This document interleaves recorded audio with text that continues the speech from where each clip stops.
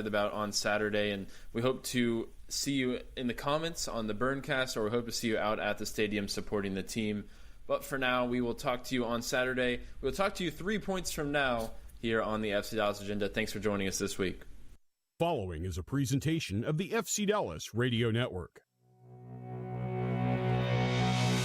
Out wide right with Ladero onto his favorite left foot. Finds Jack McGlynn centrally, just hit the post moments ago. No whistle as Musa got a tug of the jersey. We play on, ball in behind for Julio. Foot race here. Anderson, Julio, past Tarbell, empty net. Anderson, Julio! After yet another road point for FC Dallas last weekend in a draw against rival Austin FC, the Burn return home tonight looking for back-to-back home wins for the first time here in 2025. It'll be no easy task as one of MLS's premier franchises and LAFC visits Frisco this evening. The Black and Gold were already talent-laden before the addition of former Tottenham star Son Heung-min during the summer window. 3 points are on the line and the playoffs are in sight for Dallas as they face LAFC tonight at Toyota Stadium. All on the lines of the FC Dallas Radio Network, it is the FC Dallas pregame show presented by your local Toyota dealer, Toyota. Let's go places. Also want to thank everybody listening on the Burncast tonight, our simulcast. You're getting a very special treat tonight, but we'll talk about that in just a minute. On tonight's presentation, we'll have the sounds of tonight's match. Our broadcast team for the evening, Ryan Figert, Steve Davis, and Maarten Paes will join me in the third segment to break down tonight's important storylines, matchups, everything you need to know. But, of course, it's a home game, so we welcome in the FC Dallas Insider. He is one-third of the FC Dallas Agenda. He is finally feeling better after needing a midweek sub. It is the great Garrett Meltzer. Garrett, it is good to see you upright and healthy today. Thanks for having me, Sam, and thank you for filling in on the podcast this week. Much appreciated. It is my pleasure. And before we get going here, obviously we've got another player debuting in the booth tonight. He's sitting right next to you. It's Maarten Paes. How do you think Martin's going to fare tonight when we get into the action? I think just like in goal, he's going to be very strong and very dependable, so no doubts there. I mean, I did kind of put you on the spot. He's sitting 2 feet away from you there, but I think you're correct as well. Well, rare is the time where a game for FC Dallas, the biggest headline isn't an FC Dallas headline, but this is one of those rare occasions as LAFC comes in tonight and they bring with them a global superstar, arguably Asia's best ever player. Son Heung-min is in. He came from Tottenham for about $26 million. He is here. He's in the starting lineup. And for those that maybe follow MLS or American soccer but don't really follow Europe or Asia, how would you kind of gauge the star power of what we're going to see tonight in Frisco? Yeah, I think simply said, it's one of the biggest signings in MLS history. It's right up there, maybe a little bit below the David Beckhams and the Lionel Messis having joined the league in the past 15 years or so. And look, I mean, he was one of the best players in the Premier League for over a decade. That's not easily done. It's probably the most competitive soccer league in the entire world, and he was one of the biggest stars there, and he's probably the best Korean player of all time. That's not easily done. A very strong program they have there. And now that I think about it, I think he might be the most prominent player from the continent of Asia ever. So that's saying a lot. And it's very exciting to see him play here live. And I think he's going to put on a show. And we know he's got a lot of fans here. So I'm sure they're very, very excited to see their star. Yeah, we can already see them lining up. They were lining up about 3 hours before the game even started. So it's a big to-do tonight here at Toyota Stadium. Well, let's look at tonight's starting 11 for FC Dallas. It's Michael Collodi in net. Shaq Moore, Sebastian Vial, Lalas Abubakar, Bernard Kamungo, Kaike, Christian Cappis, Romero Minetti, Patrickson, Logan Farrington, and Anderson Julio. And before we break into the specifics, Garrett, it's another edition of the back five tonight. It looks a little different. We'll address that. But this is the tactic that has been carrying Dallas for the last few weeks. Do you think this is a long-term situation for Eric Quill, or is it hey, it's working right now, so we're going to ride that puppy till it goes? It's a really good question, and I think the answer would be the latter option there. Eric Quill didn't play a back three/back five with North Texas SC when he was head coach here for the second team, and he didn't play it for New Mexico United either in the USL. So I think it's more of a needs must. FC Dallas was conceding too many goals, so he said, look, let's get an extra central defender in there, try to shore things up a bit. And looks so far, I think it's worked in a lot of ways. 2 wins, a draw, and 1 loss since switching to that formation. So it seems like Eric Quill has found something, and he's sticking with it. Ride the hot hand. You might as well do it. And we even saw a little bit of success with it in Miami earlier this year when they shifted into it. So it's been something that's worked for FC Dallas, although there is going to be a change tonight in that back three. Noah Sazi-Arguede tonight, he's got muscle tightness, as Ryan reported in our lineup notes. You can see on social media. So instead it'll be Shaq Moore coming in, and it looks like we theorize he'll be on that right side. That's a bit of a different change. Shaq Moore, obviously one of the Iron Men for FC Dallas this year. He's played a lot, but it's primarily been at right back or wing back as opposed to center back.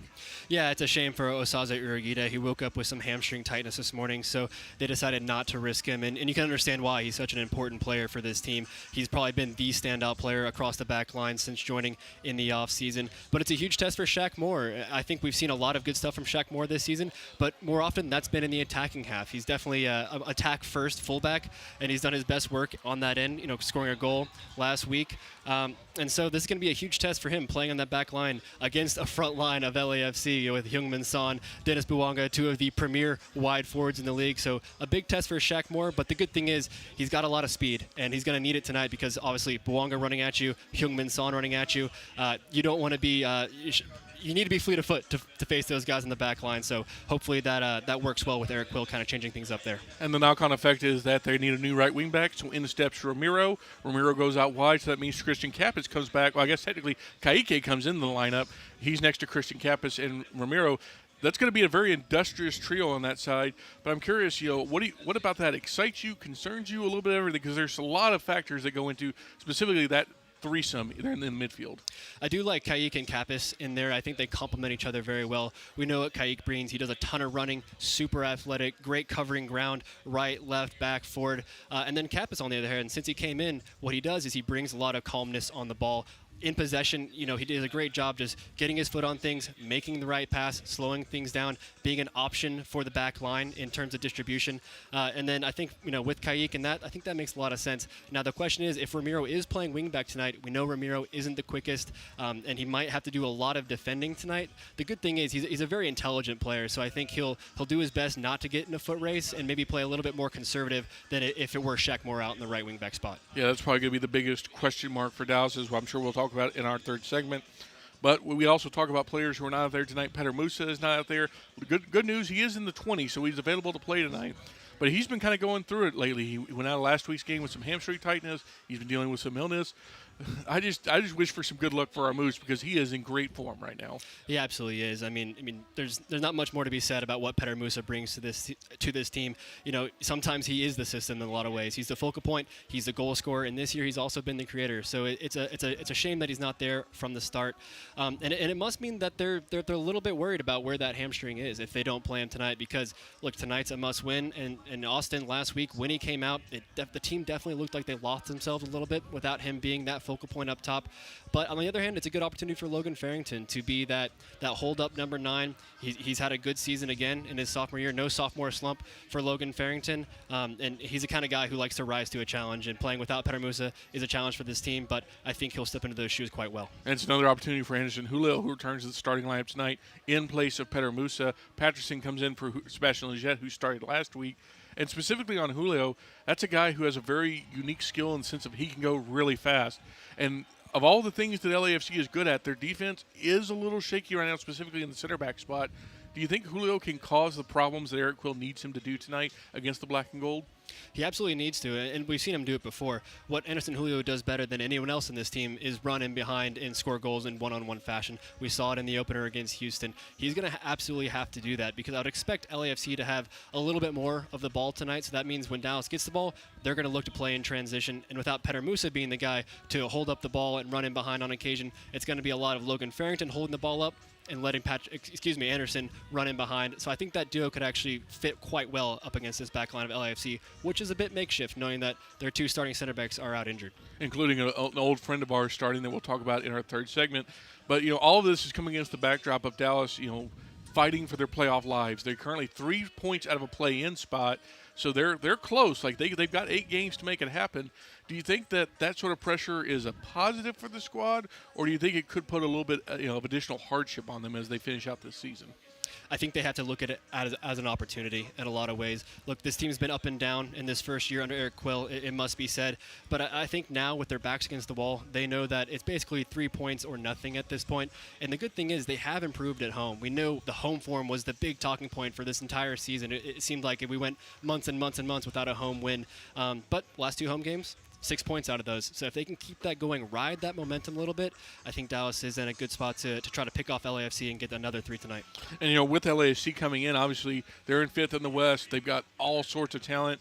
but they've struggled in Frisco. 4-1-1 in 6 matches here.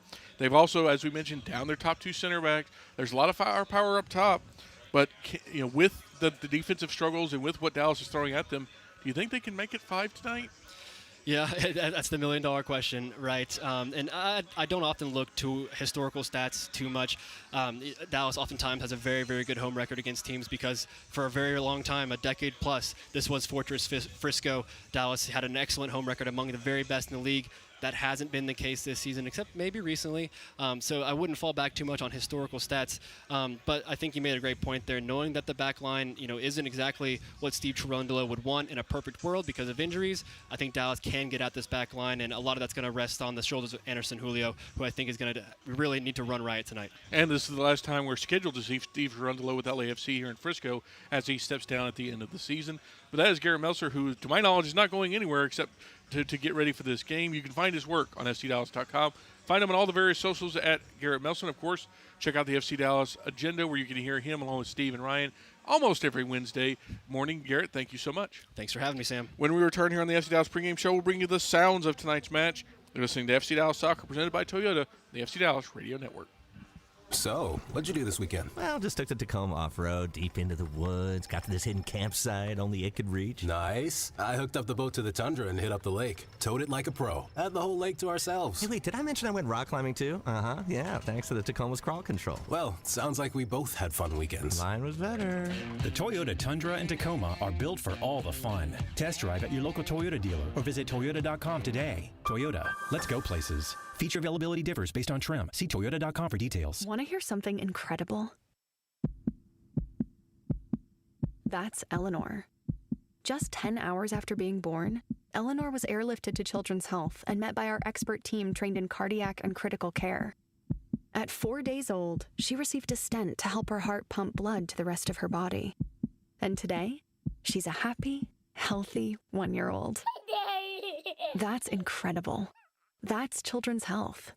Incredible together. In sports, if you think joy only happens after you win, think again. Look at the world's most successful athletes like Serena Williams, Brooks Koepka, and Alex Morgan. They don't spend all their days grinding away. They take time to enjoy themselves, like getting together with friends over a Michelob Ultra, because they know that happiness is the key to winning, and that joy is the whole game, not just the end game. Michelob Ultra. 95 calories, 2.6 grams of carbs. It's only worth it if you enjoy it. Enjoy responsibly. AB Michelob Ultra Light Beer, St. Louis, Missouri.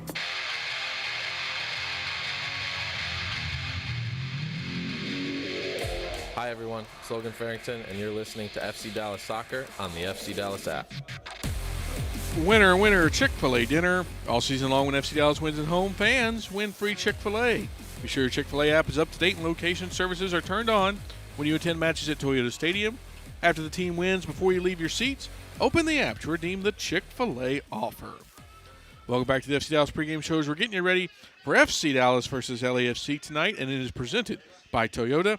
In our next segment, Ryan Figert, Steve Davis, and Maarten Paes will join me. We're going to break down the lineups, the tactics, everything you need to know about tonight's big Western Conference playoff deciding matchup here at Toyota Stadium.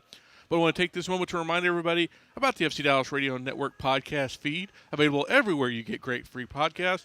Of course, you'll have the post-game show, myself, Ryan, and Steve, breaking down everything that happened in the game before in 30 minutes or less. You'll get interviews, stats, analysis, everything you could want in the time it took to get you a pizza in the 90s. That's right. It's the best value going, especially since it's free. And just this year, we've added the FC Dallas agenda. We're almost 30 episodes deep in that. And that's where we get you long-form analysis, interviews. You hear from everyone that's anyone. Just this past week, Sebastian Lletget joined the show for a great almost 20-minute interview. Myself, Ryan, and Steve broke down the FC Dallas midfield. We previewed tonight's game.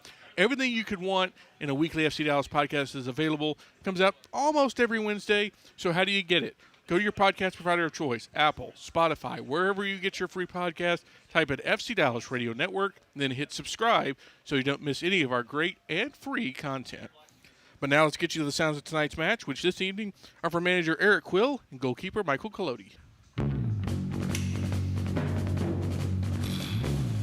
I mean, be aggressors at home, not be fearful of the opponent. And that's what we're preaching this week, and our mentality and what our concepts on the field is we have our own ambitions regardless of the club that we're playing on the weekend. We know that we've got to start climbing, and we've got to maximize our points from here on out. So the game plan is going to be that. It's going to be being aggressors in the game to make sure that we're front-footed and give them a game they don't want.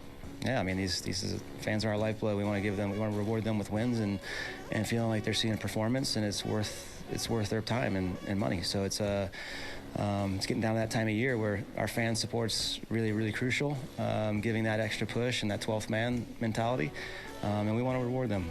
They put up with a lot this year, and I like where we're trending, and now we got a great opponent to come in and give them what they came for.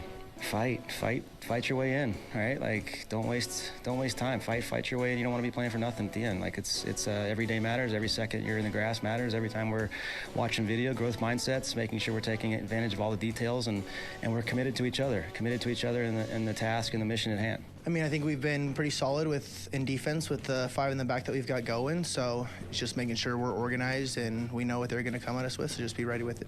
Feeling good, feeling real comfortable with the team, and especially the boys I have in front of me.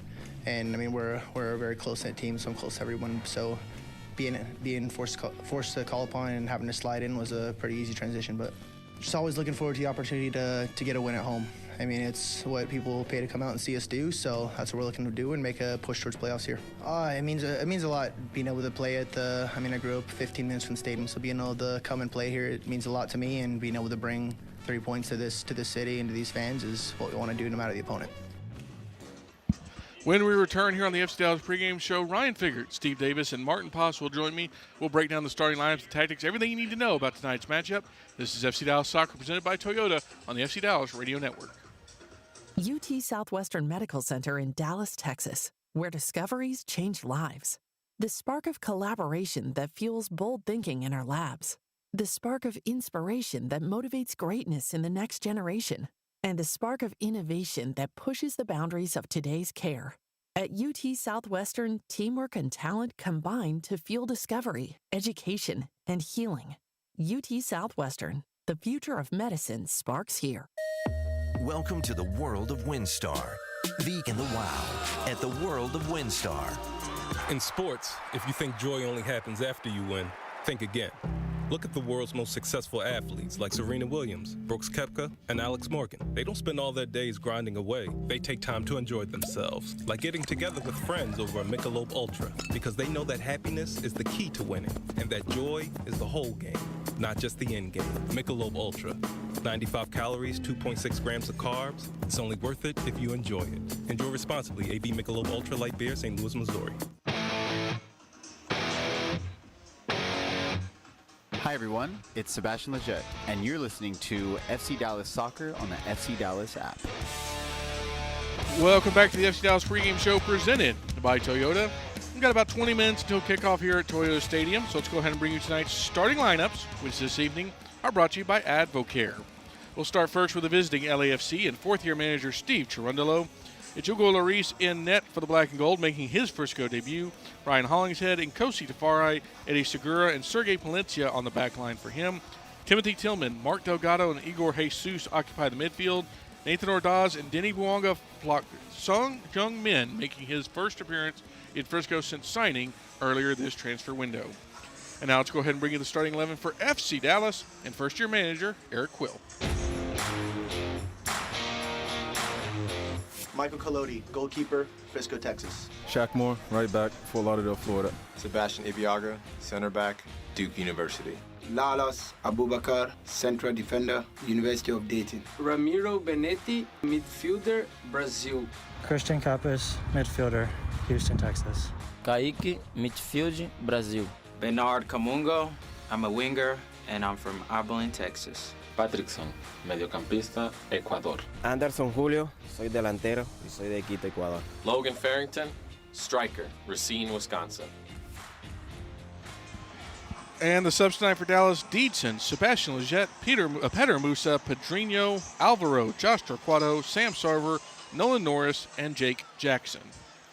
Now let's bring in our commentary team for the evening. It's Ryan Figert, it's Steve Davis, and it's FC Dallas' number one, Maarten Paes. And Steve, you've got to stand next to Mark Dodd, who's arguably one of Dallas' greatest goalkeepers. Now you get to do it again with Maarten Paes. We're just collecting great goalkeepers for Dallas up here, aren't we? Sam, I can't wait to give Maarten some tips on goalkeeping. I've been waiting for a long time to give these to him. I'm sure you can. Yeah, he's really anxious to hear them, I'm sure. Well, I don't want. We'll save those maybe for halftime. Sure. But I did want to talk about the position the team is in right this minute, because obviously 3 points out of a playoff spot. They're looking for a second straight home win, which is something that's eluded them coming into this game. And obviously with all the other theatrics around this one that we'll get to, that in and of itself is enough pressure for a team that's really trying to fight hard at the end of the season. Yeah, look, at the end of the day, Major League Soccer teams are assessed, sort of the bottom line assessment is, did you make the playoffs?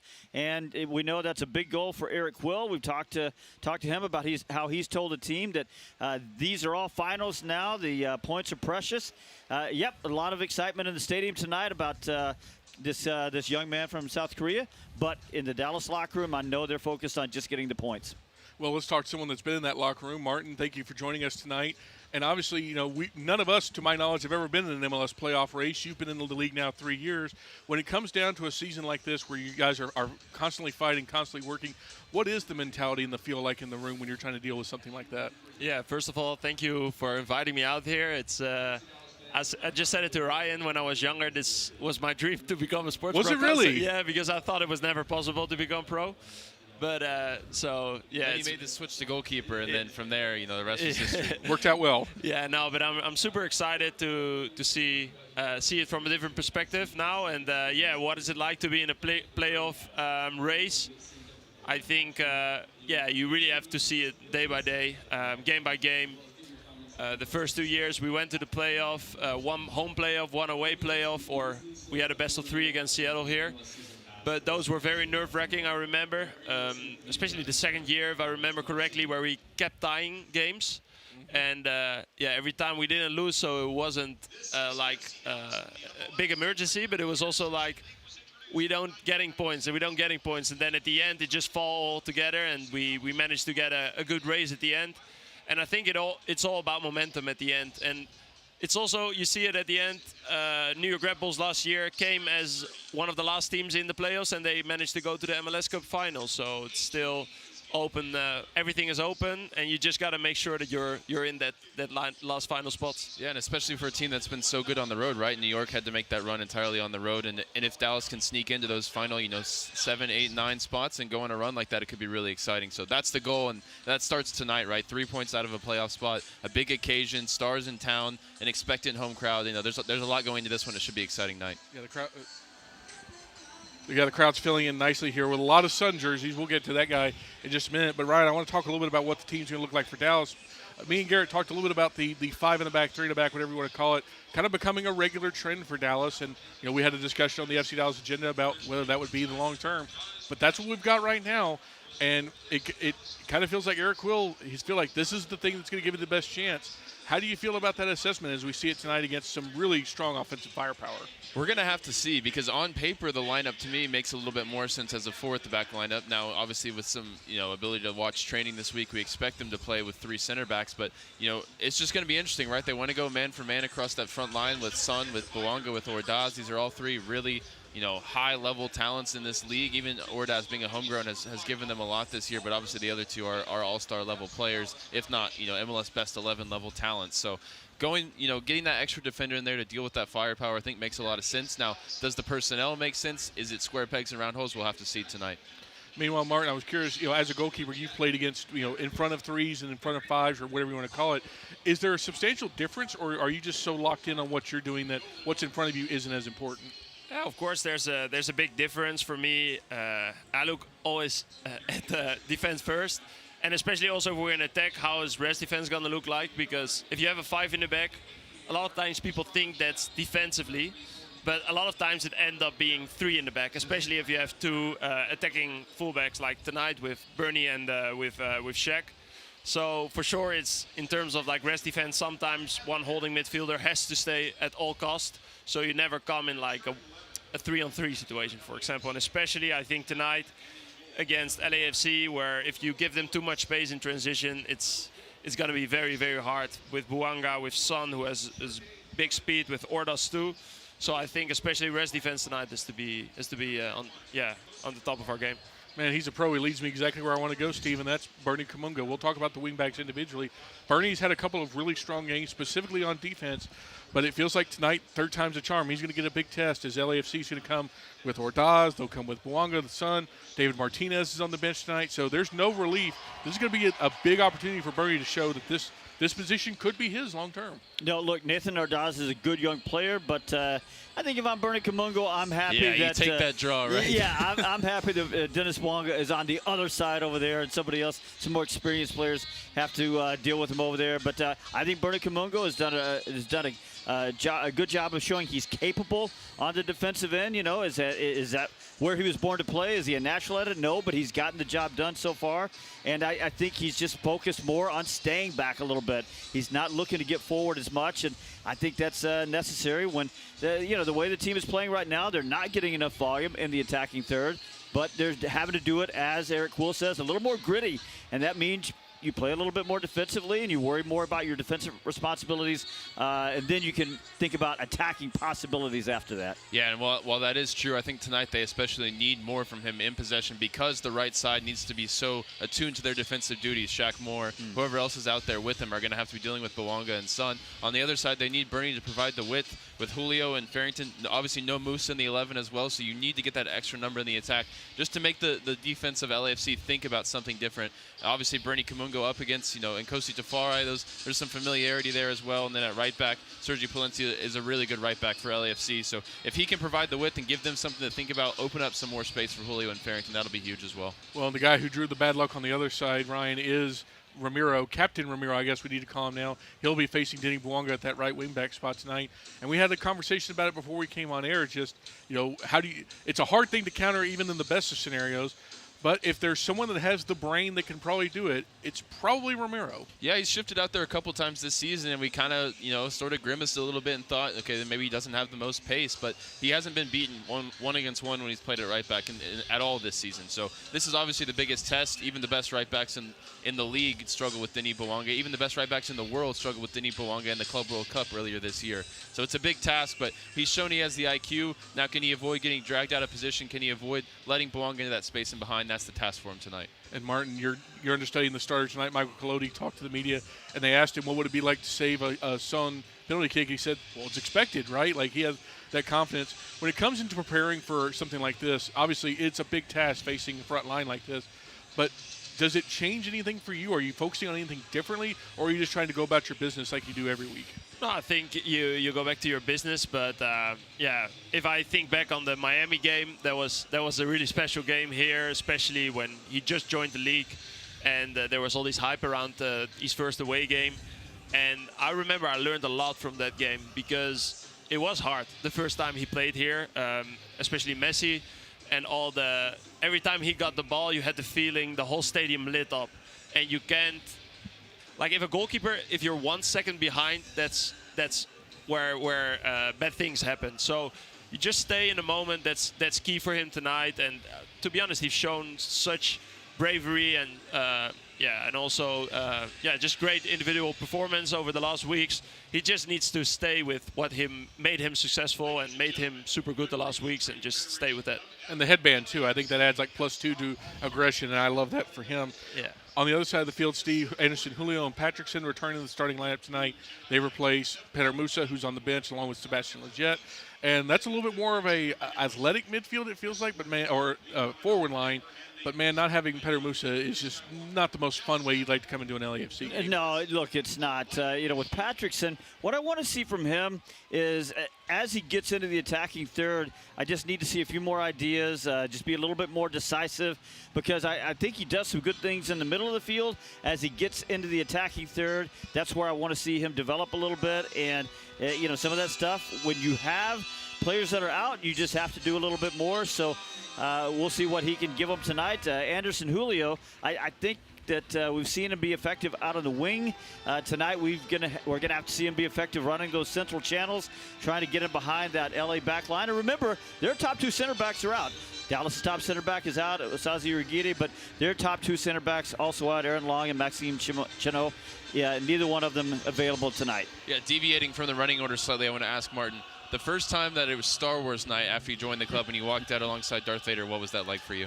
Yeah, yeah, there was something new, you know, coming here to the U.S. and having all these team nights, and I see now the big fight happening on the screen. It's definitely, yeah, some show elements that I'm not used to, but yeah, I'm sure the kids love it, and yeah, they'll get extra excited. Maybe, I don't know if there's a drone show tonight, but there is, yeah, there is. Those things, I think that's what bringing crowds, and I think it's a special night tonight for many occasions, and let's see what happens. Another reason, Michael Barrios in the building, about to light the shield. You know, a club legend in his own right. That's pretty cool to see him back and involved with the club.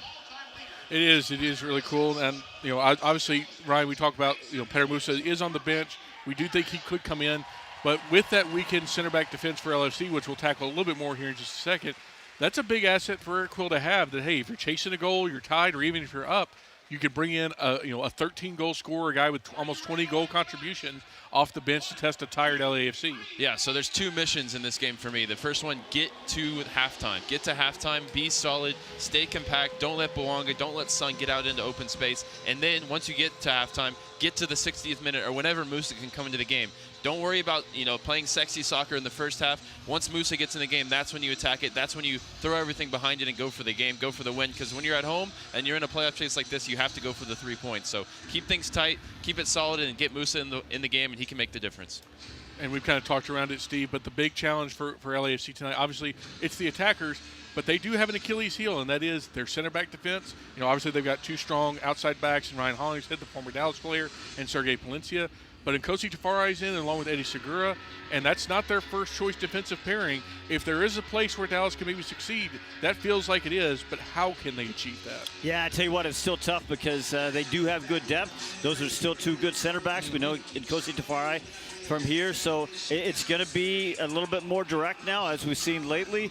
Dallas hasn't been a great team on the build-out this year, and I think it's just going to have to be going direct and pulling one of the center backs out and then getting Anderson Julio slipping in back behind him. I know that's something they worked on in training this week. We'll see if they can accomplish it on the field. Yeah, and also just getting that extra runner into the attack as well, whether it's Patrickson or one of the other midfielders, somebody crashing the box and making that late run. That's an opportunity to overload those center backs if you can get somebody else involved in the attack. And before we get our keys to the match, Martin, obviously you and Nkosi played together quite a few times during his tenure here in Dallas. If you were drawing up a plan to how to get at him now that he's on the opposing team, what would be your advice for FC Dallas?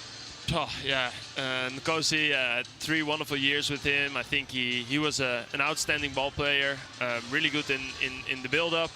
Yeah, I think he sometimes has a little bit of concentration lapses, so sometimes you can catch him off guard. But so sometimes maybe when they are not expecting it, play a quick free kick behind the last line, what Steve said.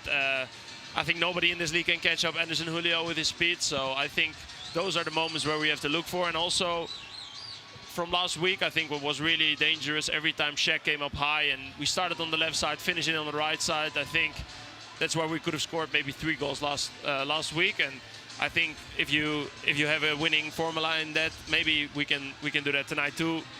Just make sure that our rest defense is good against these guys. Well, someone who is never caught off guard is Steve Davis. He has our keys to the match. They are brought to you by Toyota, and they're also brought to you by the aforementioned Steve Davis. Thank you, Sam. First key, just more dead balls. More volume means more dead balls, because right now they're getting good service on those free kicks and corner kicks from Patrickson or Leggett. The issue is that they're not getting the sufficient volume in the attack to create more of those dead ball situations. So they need to do more of that. Number 2, you've heard it say you've heard Maarten say it a couple of times, containing those transitions, because LAFC out on the run is LAFC at its best. So rest defense, proper spacing, proper positioning back behind the play, that is absolutely key. And then ball security, connected to all of that is just ball security. You know, Maarten and the crew were doing great at LAFC before. A couple of sloppy turnovers and things went downhill south. So you got to protect the ball. You can't be sloppy with it. And those are your keys, presented by Toyota. Thank you, Steve Davis. The teams are on the field. Dallas in their Inferno kit, LAFC in their black and gold. Before we take a break, let's throw it to our PA announcer, Chris Bucambuso, for the national anthem. For your service and for being tonight's Toyota Hero of the Match. Fans, please rise if you are able and remove your hats for the national anthem of the United States, performed tonight by Michael Boritz. Oh, say, can you see by the dawn's early light what so proudly we hailed at the twilight's last gleaming, whose broad stripes and bright stars through the perilous fight o'er the ramparts we watched were so gallantly streaming, and the rocket's red glare, the bombs bursting in air, gave proof through the night that our flag was still there. Oh, say does that star-spangled banner yet wave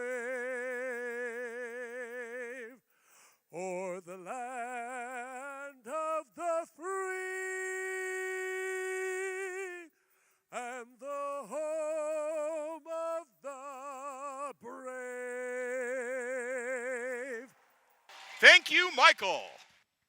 So, what'd you do this weekend? Well, just took the Tacoma off-road, deep into the woods, got to this hidden campsite only it could reach. Nice. I hooked up the boat to the tundra and hit up the lake. Towed it like a pro. Had the whole lake to ourselves. Hey, wait, did I mention I went rock climbing too? Uh-huh, yeah, thanks to the Tacoma's crawl control. Well, sounds like we both had fun weekends. Mine was better. The Toyota Tundra and Tacoma are built for all the fun. Test drive at your local Toyota dealer or visit Toyota.com today. Toyota, let's go places. Feature availability differs based on trim. See Toyota.com for details. Welcome to the world of WinStar. Veek and the Wow at the world of WinStar. Hi everyone, it's Sebastian Ibiaga. Tonight's FC Dallas match is up next, right here on the FC Dallas app. Well, welcome into Toyota Stadium tonight, the site of an always exciting showdown between FC Dallas and LAFC. The black and gold, in many ways, representing the Empire tonight as we celebrate Star Wars night. Big stars in the lineup and an imperious dominance in the Western Conference across the recent years. Eric Quill leads the rebellion tonight here as the battle heads home to Frisco, fighting to get back on the right side of the playoff line and hoping to give the fans another memorable night out at the stadium. Playoff pushes, after all, much like rebellions, are built on hope. I'm Ryan Figert here alongside Steve Davis and Maarten Paes in the booth with us here.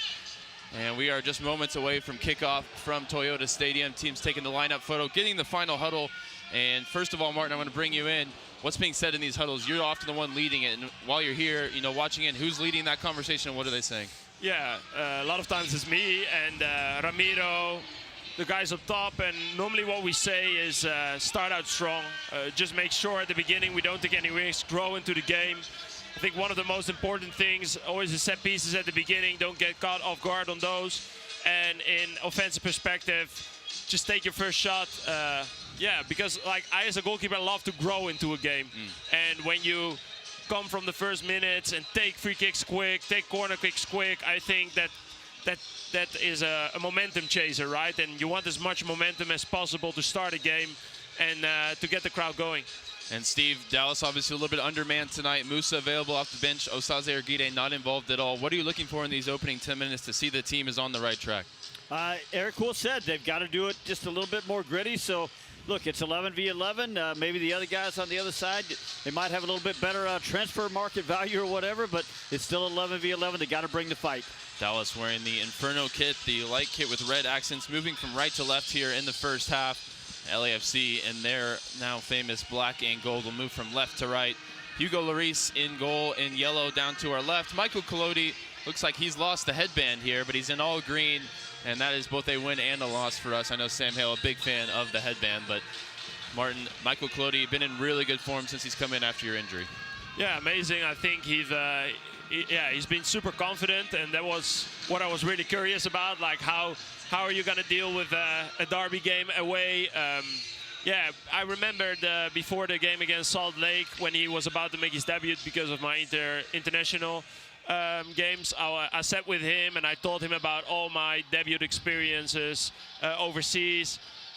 And yeah, a lot of times you're overthinking about everything that can happen, and just go and play out your game. And I think for him, the cup final last year was a really good learning experience against Philadelphia, and he grew against that high pressure moments, and now he's used to it and he's playing his own game, coming off his line for crosses, and yeah, just just being a solid guy behind the last line.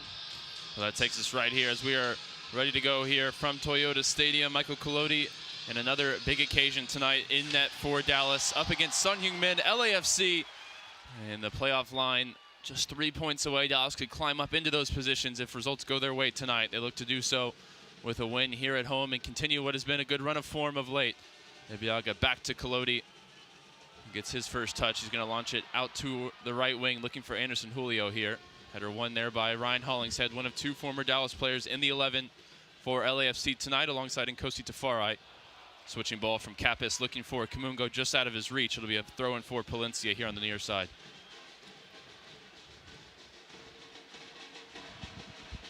LAFC competing across so many fronts this season. They had the Club World Cup. They started in CONCACAF Champions Cup. Recently bounced from Leagues Cup as well. Dallas certainly with some fresher legs.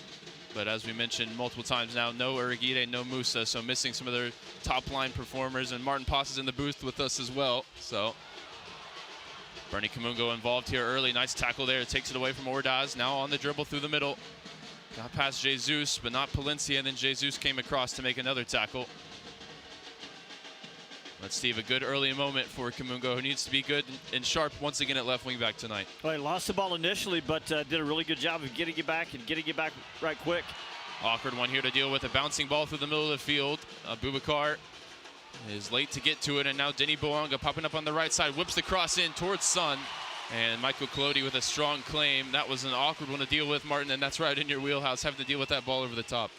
Yeah, I think he had a good scanning. He scanned good, that there was no threat coming on the back post, and then you can always be a little bit more aggressive there because, yeah, he's not going to shoot from that side. So, yeah, good reading of the game there, and I think, yeah, solid with his hands, so that was good. Ramiro is playing out at right wing back. We thought that might be the alignment. He's played a nice ball forward here for Patrickson, who just won a free kick. He wants a little bit more from the referee after a high foot. Ricardo Fierro, the man in the middle tonight. Just his 3rd MLS season, one of the lesser experienced referees.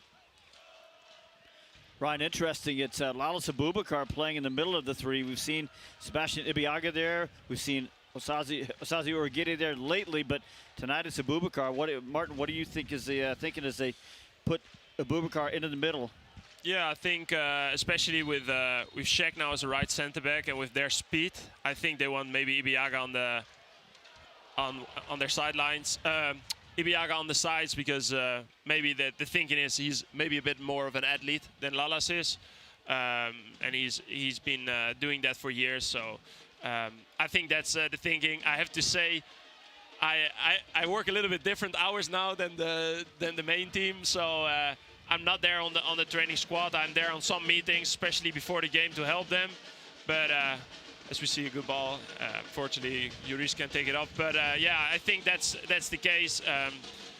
Having the physicality with Lalas, don't let Son get that head start, and then have Ibiaga have his back and.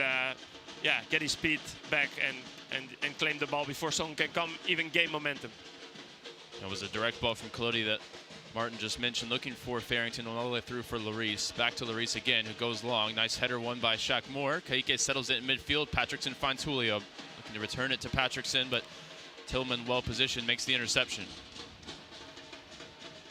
Tillman gets it again from Jesus, spreading it out to this near side for Palencia. Down the line for Ordaz. Ordaz and Bouanga both in the lineup tonight, both scoring when Dallas was at LAFC earlier this season. All right, I wondered if with Urugide out, if they might drop the back line back just a little bit, a few yards, but still a pretty aggressively high line. Sliding intervention from Patrickson, but it deflects to Sun. Really first touch for him. He lays it off for Tillman. Out to Ordaz now. Ordaz through the line to find Sun inside the 18. Sun with Lalas Abubakar on his back, looking to get turned. Space opens up for him inside the box. Kapis blocks the shot. Second ball falls to Bouanga. And Denis Bouanga goes down under the challenge from Kapis, who's perplexed at the decision, but this is a free kick now in shooting territory. And Martin, before we went on air, we were talking about this. Bouanga just so good at winning free kicks and penalties. It's really his MO. Yeah, and I think also if you see Son, how he moved into the box and made himself so free, I think that shows the quality that he has. I remember the game there. Bouanga had some similar free kick opportunities. He can hit it he hits it a lot of times at my side, I remember. So that's something that we take in our scouting on a Thursday with the goalkeeper group. But now Son is going to take it, and yeah, I'm curious to see how what the quality is behind that. Maybe a good insight is how we set the walls. If it's a right-footed player, we always want the tallest players on the middle. The 3 guys in the middle are the tallest players because that's probably where Son is going to aim it. If Son would have taken it on this side, the people on the outside are the tallest players. So now in the middle, the 3 middle players are the tallest. And Ramiro, if you see it, he takes away the far post. So Collodi can have that middle pocket for his side, and maybe if he shoots it over the corner, yeah. It is Son towards the top corner, and it's fantastic. A first MLS goal from Son Heung-min, and it comes here at Toyota Stadium in the opening 5 minutes. And it was towards the goalkeeper's right. It was difficult to stop, maybe impossible to stop, as it hit the top corner of the net. Yeah, that free kick coming about 5 yards outside the penalty area.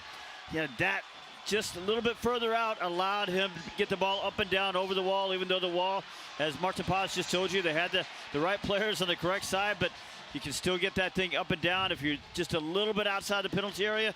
Son did it. He hit a perfect upper left corner. As you look at the goal, not much anybody can do about that. That's quality. That's Premier League quality over there. And yeah, we need to bounce back now. We have done that a lot of times this season, coming back from losing positions. And this team has character, so let's bounce back. 17 points from losing positions this year for FC Dallas. It's a good number. And just a reminder as well of just the asset Denis Bouanga is, winning free kicks, winning penalties. Half of his goals this season have come from the penalty spot, and that's another one that would go down as an assist in some ways, winning the foul for the free kick. Now Dallas looking to respond. Farrington on it into the attacking third along the right side. Switching ball, looking for Kamungo out here wide on the left. Kamungo slips over, back to his feet, tries to put it past Palencia, but Palencia stands his ground. Ebiaga onto it, now finds Patrickson, corner of the 18. Patrickson lines up a shot towards the near post, but he pulled that one wide of the goal. Got flashbacks from last year where Patrickson hit an absolute bullet against LAFC in our 3-1 win. If he just gets it on target, it's hard for every goalkeeper, even for World Cup winners, to stop it.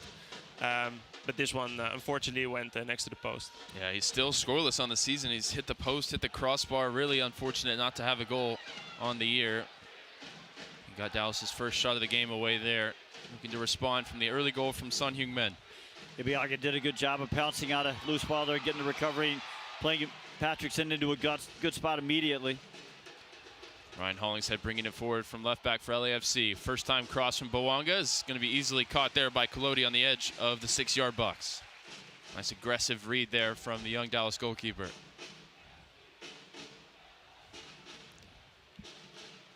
Kaike on it in midfield here in the 8th minute.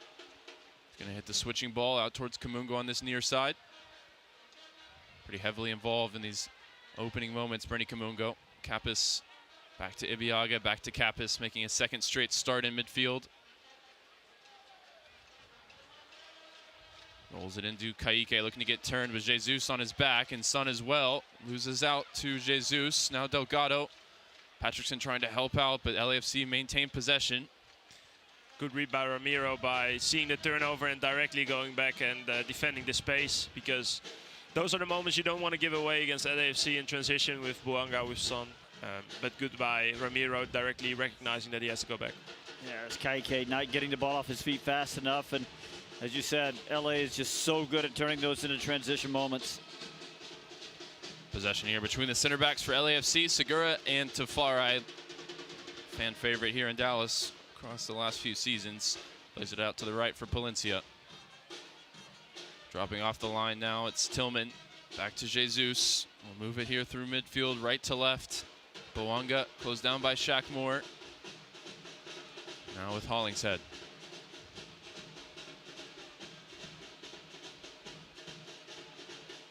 Tafari on it in the center circle, finds Jesus. Out to Palencia. And nice tackle here from Patrickson, and a foot race to get to the ball, but Tafari had a nice head start, and he'll drop it off to Lloris. Lloris, first time ball Perfect weight on it, finds Palencia and breaks the Dallas pressure. 1-2, Ordaz looking for the return ball. Ibiaga, though, this time had the head start, and he gets it back to Collodi. Fires it out to Ramiro, playing off the right side. Nice ball into the chest of Anderson Julio, trying to hold it up, but Segura manages to get a piece of it. And now Tafari, diagonal ball over the top, out to the far side, and it's hard to put it out of the reach of Denny Bouanga, but he managed it there. Yeah, Ramiro playing a really nice ball into Anderson Julio there, playing it at about 35 yards.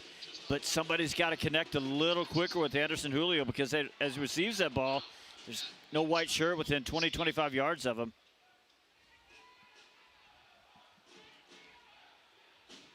Ball in the midfield now for Patrickson. Finds Kappas with some space. Gets it out to Farrington, who leads the line tonight with Musa available off the bench. Step over from Farrington. Dropped off for Ramiro. Keep it moving. Keike to Kappas. Back to Ibiaga, playing on the left of the back three this evening. Might be the first time we've seen him in that role. He's been mostly deployed in the middle, at times on the right. Farrington looking for an opportunity to turn, pokes it into the feet of Julio. Now wide right with Ramiro. Runners in the 18. This cross dug out, looking for Patrickson, and evades both he and Anderson Julio. Shaq Morgan to keep this one alive. Creates the space, whips this one in towards Farrington. Breaks for Kamungo at the back post, and it just caught him off guard.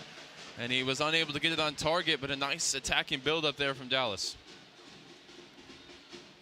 Yeah, Bernie got caught by surprise at that one at the back post, and maybe he can just change his body shape a little bit. He's a little square to the goal. If he's maybe just turning and facing that cross a little bit more, he can get a little something on it. Just watching the replay right here. Just can't get that left foot up quickly enough. Direct ball from LAFC all the way through to Michael Collodi here. Yeah, you see LAFC, when we played there, they were really high pressing. Yeah, we couldn't keep the ball there for a long time, all the years that I've played there. And here they have to make adjustments to the Dallas Heat, and you see they play a little bit more of a low block. Direct ball towards Farrington. Now breaks for him. Farrington from the right side, deflects past Lloris. The equalizing goal. Farrington on the score sheet against LAFC for the second straight season, and Dallas are back in the game.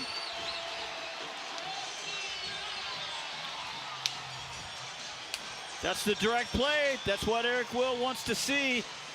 Getting back to front just a little bit quicker. That time, Farrington just gets a little bit lucky. Looks like there is a deflection. We'll pick it up on the replay, but you saw from Hugo Lloris's response, from the way he looked, it's got to be a deflection there. What did you see, Maarten? Yeah, I think with Logan, you know, it's normally fast-paced, and yeah, it's the Kosi who unlucky deflects it for LAFC. Yeah, it's always tough. We train sometimes at it with dragging our feet and make sure we have contact. But yeah, because you're out of balance, it's hard for Hugo to keep it out. And it's a result of the direct play, right? Looking for Farrington, who challenged Segura. He didn't win it, but they had the second runners. Patrickson picks it up, finds Farrington, and Dallas are right back in this game. LAFC complaining a little bit for a push in the back of Segura, but the ref is just going to give it to us, and we're all square. No, I was just about to point that out, that I think it's really smart for Farrington, because what he does, he just puts his hand in the back of Segura as that ball is dropping to him. Not enough really for the foul, but it just throws Segura off a little bit, so he's not able to get a clean header out, and Dallas is able to pick that ball up. But it's just a little handout. We see it a lot, just clearing a little space for himself, and that's really smart from Logan Farrington. And a little gift from a longtime friend in Nkosi Tafari with the deflection. Well, you know, Maarten can maybe speak to this, but the one thing you would say about Nkosi Tafari, so many good things that he brings, but sometimes he can be a little slow to close a shooter. And, you know, that time he's, instead of maybe one step away or two steps away, he's 3 or 4 steps away, and it's his foot that hits it and causes the deflection. Yeah, now it's easy to say, of course, after such things happen like this, but I think, yeah, I think he's a very confident player, and that's why he's so loved here, because he has this swag, this aura. But sometimes he tried to, yeah, that also works to his disadvantage a little bit. That swag, that aura, that playing it off. And yeah, I think on this side there's an unlucky deflection. Maybe if he can close it up, and but then again, if he maybe is a little bit more aggressive, it goes through his feet, and it's also really hard for a goalie. There's a cross from Bouanga, is deflected behind for a corner. As we've got goals here in the opening 15 minutes, the action swinging both sides. An exciting start to Star Wars night here at Toyota Stadium. Sun providing what a lot of the visiting fans were here to see in the opening 5 minutes. And hopefully, you know, he's got that out of his system now, and he can go back towards the Dallas side with the latest goal going to Logan Farrington. Yeah, keep your eyes now on Segura and Hollingshead, who are the main targets. It's going to be whipped in swinger from the far side towards the near post. Header won by Ramiro. Dallas read it all the way. And there's an LAFC player who stayed down inside the 6-yard box. I think it's Nkosi. And it is Tafari as we play on with Sun on the far side. Referee hasn't spotted it yet. Tafari laying prone inside the 6-yard box. The Sun is dancing near the corner flag. Tafari now back to his feet. The referee's going to call a foul against LAFC for some grappling, I guess, inside the area. It's a little random. We'll see if we can get a look at what happened with Kos. Well, it was Segura and Lalas Abubakar that just sort of got in a little wrestling match off the ball. And as far as Nkosi, I saw him. I don't think there was any contact. I think he just slipped. Well, all in all, it'll be a restart for Michael Collodi. And the pressure broken despite Sun showing off some fancy footwork up against Ramiro. Ramiro standing tall. All right, back in position. Collodi will send the team up the field. Still protests between I think they're checking something. Not LAFC quite players sure what. and the referee. You see Shaq Moore coming in asking the same question. Showing a replay now here. Oof. Did Logan and Nkosi just sort of step on each other? It looked there? like Logan stepped on his foot, but it was very unfortunate. I don't think he saw Nkosi, to be honest. So it would be a potential penalty check then. We're still waiting. The referee still holding Collodi from taking the restart. Both teams taking the opportunity to get some fluids on, get some instruction from the bench. It looked more unfortunate to me than really a fall on purpose. But that's the thing with VAR nowadays. If it goes into slow-mo and you get these repetitional slow-mos, you never know what they say. And looks like we will be okay to play on. Jeff Gamble, the VAR back in Arlington. Gives the go-ahead as the players set the water bottles aside and resume pleasantries here in the 18th minute. Collodi launching it long. Header flicked on by Ramiro, looking for Farrington. Tafari sends it clear and out of play. And Maarten, you sort of started your career right as VAR was being introduced across the world. What was it like before VAR, and now having to sit there and wait for those moments with a lot riding on it, whether it's a VAR check or checking for a goal for offside, something like that? Yeah, I was thinking today about it when I saw the Tottenham game against City and the first goal. And Brennan Johnson, I believe, he had to like cheer twice. Yeah. And I was thinking about it like it's a beautiful thing that there's more justice, but one of the tough things about it is that it takes also a little bit the speed and the emotion out of the game. And so I think it has pros and cons. But yeah, the justice part is good, and you don't have the Frank Lampard goal at 2010 who's not given while it's like 2 meters in the goal. So I always think of that play when they're talking about VAR.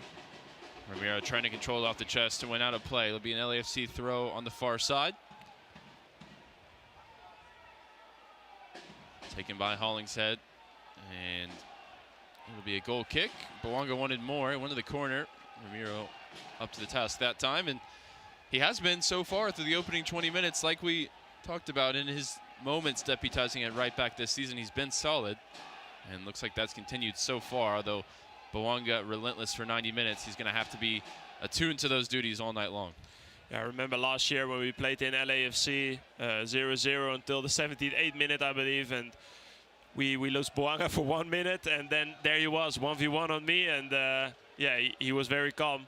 So yeah, we need to make sure that we're 90 minutes sharp with him and his speed, and yeah, just make sure that we don't give up any spaces between the last line. It's Bouanga who commits the foul there against Chuck Moore. The goal that Bouanga scored when he wasn't supposed to be playing, came in, traveled in late. Yeah, that was the one where he was out on the injury report. Was that a deflection off of somebody? Ibi? Yeah, Ibi. Yeah, I remember that. He was actually listed as out first. Yeah. And then I think he traveled like 18 hours from, I believe it's Sierra Leone or Gabon. Gabon, maybe. Yeah, and we couldn't believe he was actually in the roster. And that game was a roller coaster game. We got a really early red card with Imatumasi. Got 1-0 behind, went back to 1-1. Actually, Nkosi scored that game. They got a penalty. Vela, we studied him very well, but he shot on the crossbar. And then last minute, a corner came back to Bouanga, and he shot it, deflected by Ibi. And yeah, there was a very, very bad taste in our mouth because we battled so hard with 10 men that game, and unfortunately we didn't get a point out of that hard craft. Dallas with some nice pressure, forces the mistake. Tafari straight out of play, turns it over for a throw. That'd be tough to press in these hot summer nights, but Dallas taking their opportunities. Capis, nice step past Jesus in midfield. Here's Julio now, tripped up from behind by Delgado, nothing given, and Jesus is down in some discomfort here. Just slamming the turf. Yeah, that didn't look very good. It was a nice move from Capis. I think maybe Jesus caught up in the grass. Knee or ankle bending in a way it's not supposed to. Not too bad for Anderson Julio there, because you're right, Capis did a good job of beating the first man on the dribble. He played Anderson into a good space. Anderson did a really good job of just letting the ball do the work, turned on it, but then he just sort of got it caught up under his feet and got caught from behind before he could really make an encroachment into the penalty area. Maarten, what have you seen from Christian Capis now 4 games into his FC Dallas career since joining in the summer? Yeah, I think he's an excellent teammate. I actually know a guy who played with him at Brøndby. We actually played Brøndby also in preseason, but the right back, Sean Kleiber, he was my teammate at the FC Utrecht, very good friend of mine, and he had only very positive words about him. Yeah, and I've seen that, like, very steady on the ball, great technique. And he's adapting quite fast. I think for some players it takes a little while coming from Europe to come back to the States, but he's adapting very fast. As many maybe know, the climate in Scandinavia and especially in Norway is very different than the Texas heat. A little different, huh? Yeah, it's a little different, but he's adapting very fast, very technical player, and I think the more weeks we're going to see him in this, getting his rhythm, the better he's going to become. Looks like Mathieu Chanier is warming up on the sideline. I think he's a really good pickup. Maarten and I were talking about him. Good. I think he always did good work at Montreal. 17 caps for Canada. Yeah, I remember last year, I think one of the first games we played here was against Montreal, and he was still in the squad, and we lost 3-1, and for me he was one of their best players in the midfield, together with Piette, I believe. They were really solid there at midfield. Then he made a move to Switzerland, I believe. Lucerne, if I'm correct, and then yeah, I think very, very good pickup by LAFC to get that depth in for their last push of the season. And yeah, I think they already had great depth, and adding him, I know him from the MLS All-Star game, very good guy, so that's obviously massive. Yeah, and when you bring an MLS All-Star back into your roster and he has to wear number 66, I think that speaks to the depth you have in your roster, as Jesus is helped off here. Best wishes with him. And what looked like a nasty one there, twisting the knee. Yeah, Maarten, I remember that match, but you know who else was really good that night was Juan, running the right side for them. Yes, Ruan, and then at the end of the season he came to us. Yeah. Yeah, that was it was a tough night for us because I believe we won the first game at home against San Jose, and in the end with the Dante Sealy goal, and then yeah, that spell, we couldn't get that momentum at the beginning of the season that we wanted. I believe the next game we played at home against Vancouver, which we lost to, and that sort of started a little bit our season in doubt. And yeah, Montreal, I believe we started the game very well. We had a lot of chances. Yeah, we got a lot of chances, and then Phil Sant, I believe, a young guy, scored a quick goal. And then the second half they countered with Ruan and Josef Martinez, I believe. And we lost 2-1 that game, unfortunately. Well, Chaunier's in. He scored his first goal for LAFC in just the second game in the last time out against New England, assisted by Son, who's got the LAFC goal tonight. Here's a giveaway in midfield. Kappas onto it towards Julio, looking for Farrington. And that one given away. Bouanga first to the loose ball, out to Chaunier. First touch for him. Puts it out in front of Ryan Hollingshead. And I believe one of the strengths of LAFC is their fullbacks sometimes make first post runs, they make second post runs, they are everywhere over the field, and that makes it really hard to defend. Nice give and go here, disguised pass from Patrickson, in behind for Farrington, goes down, he gives the penalty. Wow. We're headed to the spot there, as it looked like the opportunity was there for Julio, and instead Patrickson, disguising the ball, puts it in behind for Farrington. And if this stands, Palencia is sure it won't. He's beside himself. Then we're headed to the spot and a chance to take the lead. Well, that's chaos down there because the LAFC players don't think it was a foul. Kappas and other FC Dallas players think it should maybe be a red card. Lot to sort out. Oh, great ball from Patrickson, just where Farrington could get there. Palencia gets a lot of the ball. Well, that feels like a harsh decision to me. But also, you've seen a lot of harsh decisions gone LAFC's way in this matchup over the years as well. And that's just the thing that I wanted to say about VAR when you told it to me, the clear and obvious. Is this clear and obvious? That's a good question. I think what might be more clear and obvious is that it might be outside the penalty area. So, and then is it a red card? And then it could be a red card, but that would change the outcome quite a bit. Well, we were talking about the game a couple seasons ago when Hollingshead was sent off for denial of an obvious goal-scoring opportunity. And there's a chance that the LAFC right back will be shown red here. There's a lot to sort out for VAR, who've already had to make a couple of checks in the opening 30 minutes tonight. But if it's a red card check, they're also going to see that there was probably a lot of ball gotten there by Palencia. He is headed to the monitor, and based on what we've seen, I would expect this to be overturned.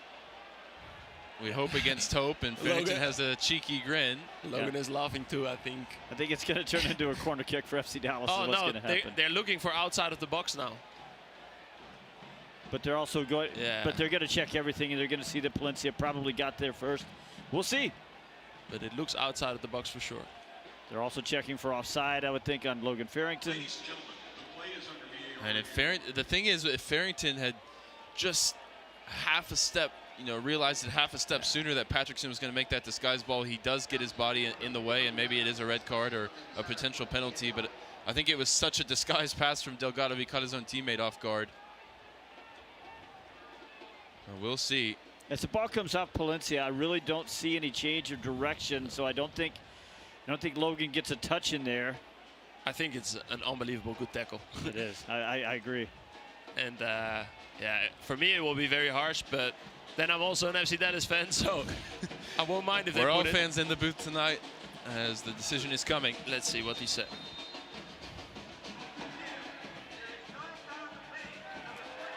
No foul, the official ruling after Fierro heads to the monitor. Feels like the right decision.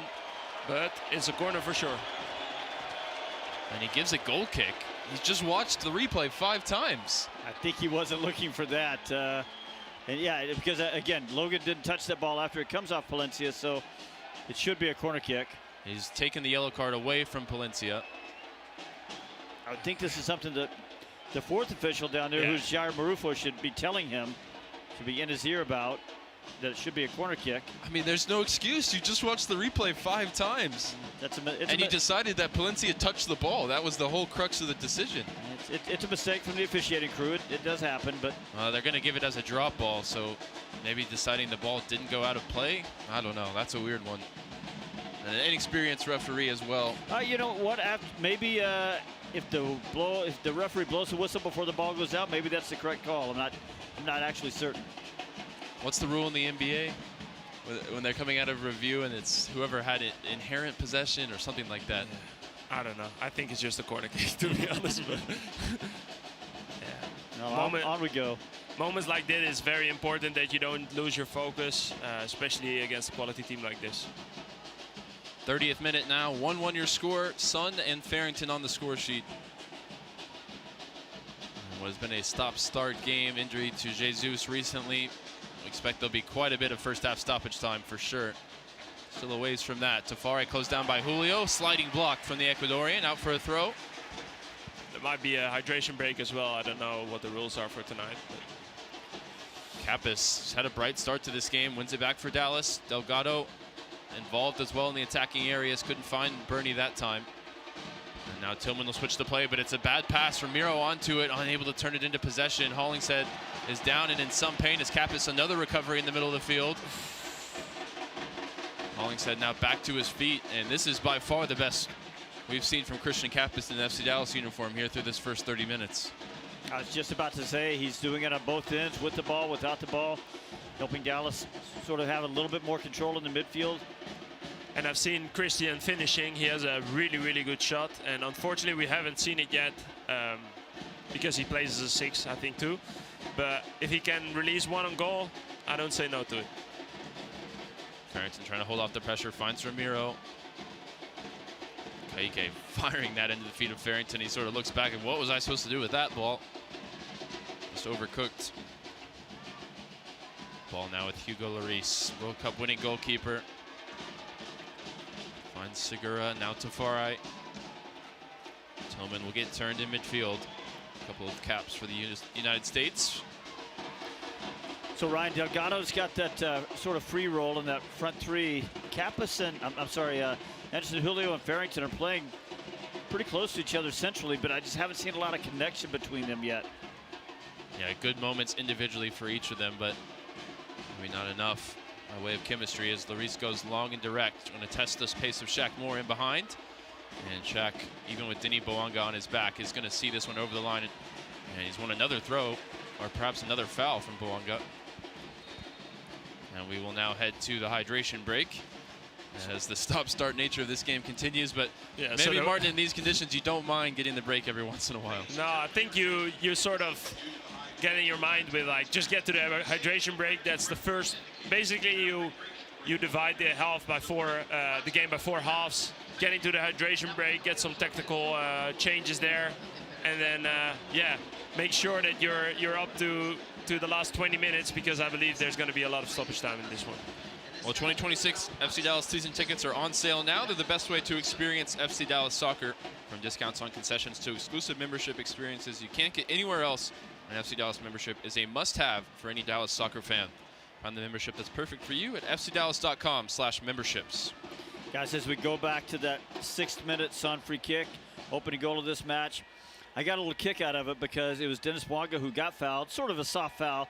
I thought Christian Kappas, a little contact there, but I got a kick out of it because if you go back to the Leagues Cup, Dennis Boanga was doing a little defending, and he gave up a penalty kick, and it was a pretty soft penalty kick, and he was complaining, and I think I had the same thought as everybody else, which is, come on, Dennis, you of all people, you have done that one, 15 times, just in MLS, where you feel a little contact, go in the penalty area, go to the spot. So anyway, it just reminded me of that.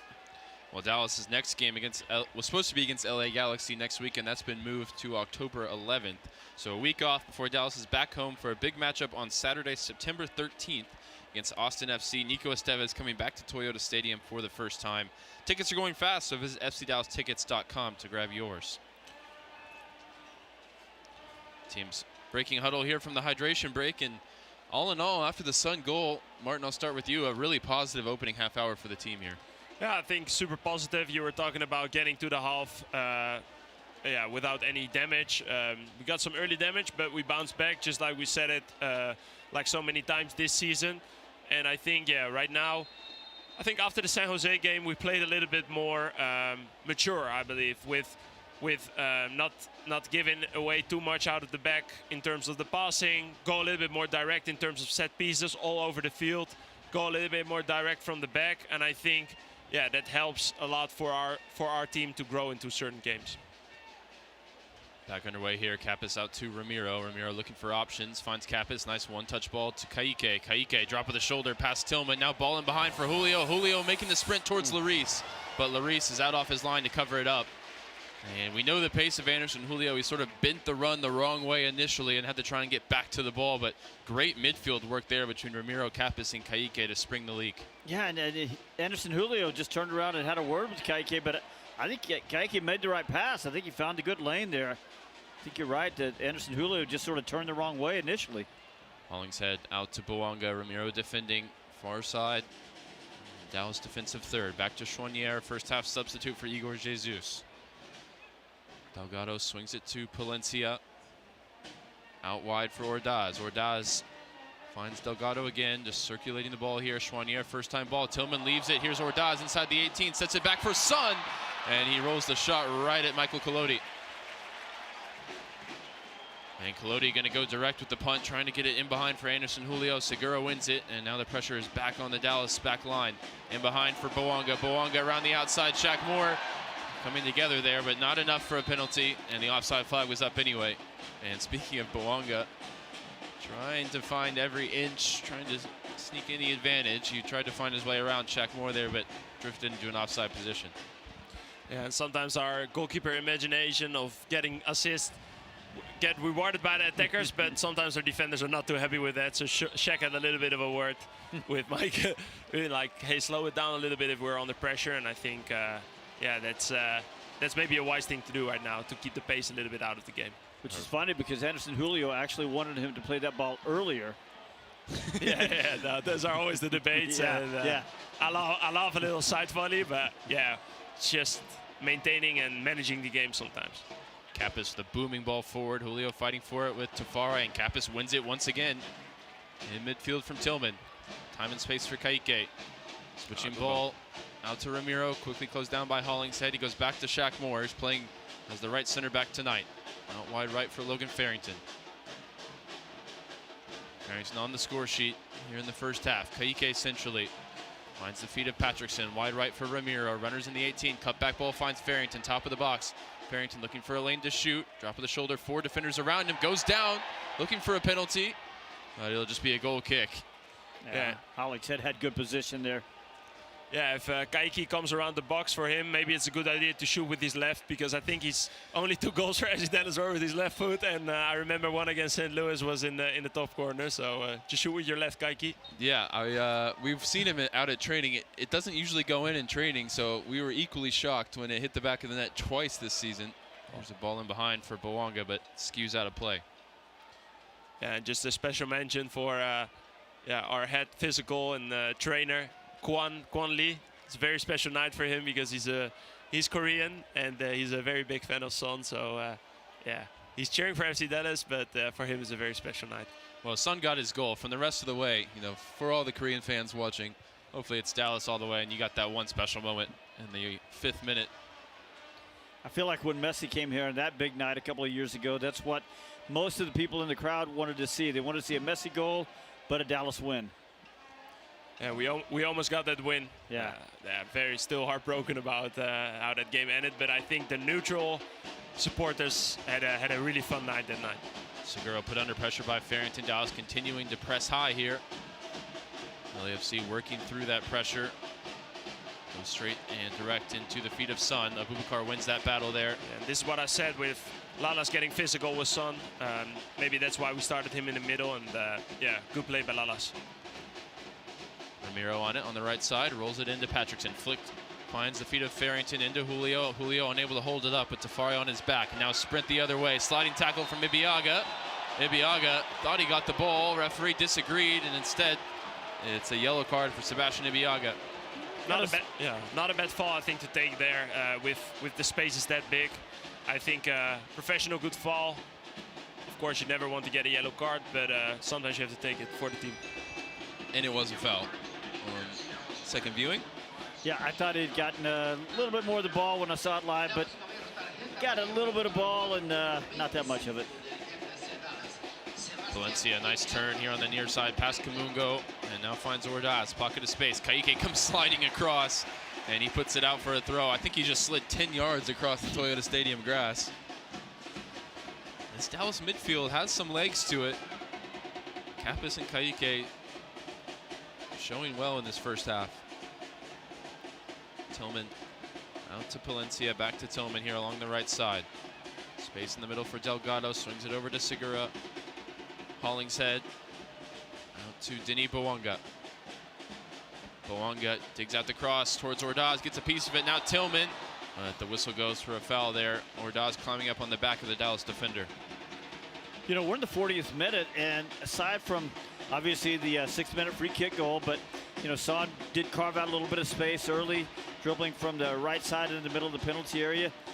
Michael Collodi had to come out and make one big catch. Otherwise, FC Dallas goalkeeper relatively unbothered back there. I think Dallas has done a good job defensively. They haven't really allowed the transition game to get going. Bouanga hasn't really got out on the run out there, so pretty good stuff from FC Dallas on defense. 5 minutes plus what we think will be quite a bit of first half stoppage time to go here. Has a nice header won by Shaq Moore, stepping in front of Bouanga. Space out wide for Ramiro. Now Abubakar to Kappas in the center circle. Kappas going to lift this one over the top for the run of Kamungo. Kamungo, nice first touch, brings it down, closed down by Palencia. Low cross in towards Julio, and he's testing for it there with Segura. Segura did well. Kappas keeps the attack alive. Kaike tripped up and wins a free kick in a central position from Chouanier.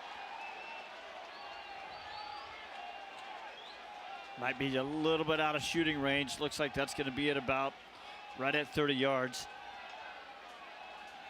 A lot of times when we defend these type of corners, we call it split zone, because what Steve says, it's a little bit out of shooting range, and a lot of times what you will see is the half of the team will stack at one side, the half of the team will stack on the other side, and those moments are often really, really tough to defend, especially with targets like Lalas, who is one of the best set piece players in this league.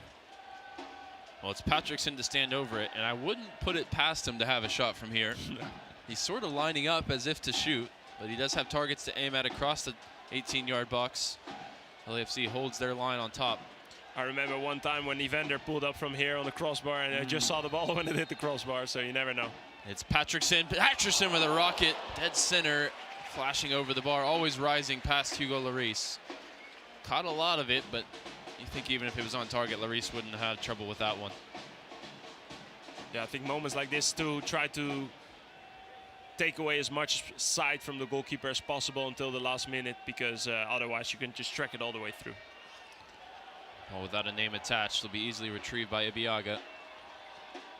Collodi back to Ibiaga. First time ball in the midfield for Kaike is a good one. Kaike with two defenders on his case, and he's unable to keep possession. It's out for an LAFC throw. Kaike's got so many good things about him. He just forgot to check his shoulder that time, so wasn't able to control the ball and move it forward. Tafari keeps it moving towards Segura. LAFC knock it across the back line. Back to Segura again. Delgado here with time in the middle of the field. Out to Palencia. 1-2 with Tillman. Here's Tillman on the turn. Wide right for Ordaz. Kamungo defending. Ordaz looking to get to his left foot. Moved across the other side. Chouanier finds Bouanga. Delgado again. Chipped the ball over the top, looking for the run of Palencia from right back. Underhit it, and Dallas deal with it well. Possession stays with LAFC. Eric Quill waving the team forward as the black and gold knock it across the back line once again. Hollingshead into Delgado, who's most likely going to be the only player in MLS history to play for Chivas USA, LA Galaxy, and LAFC. This ball over the top for Bouanga, and it would have been out of reach for anyone else in this league, but Denis Bouanga has won a corner out of basically a nothing ball in behind.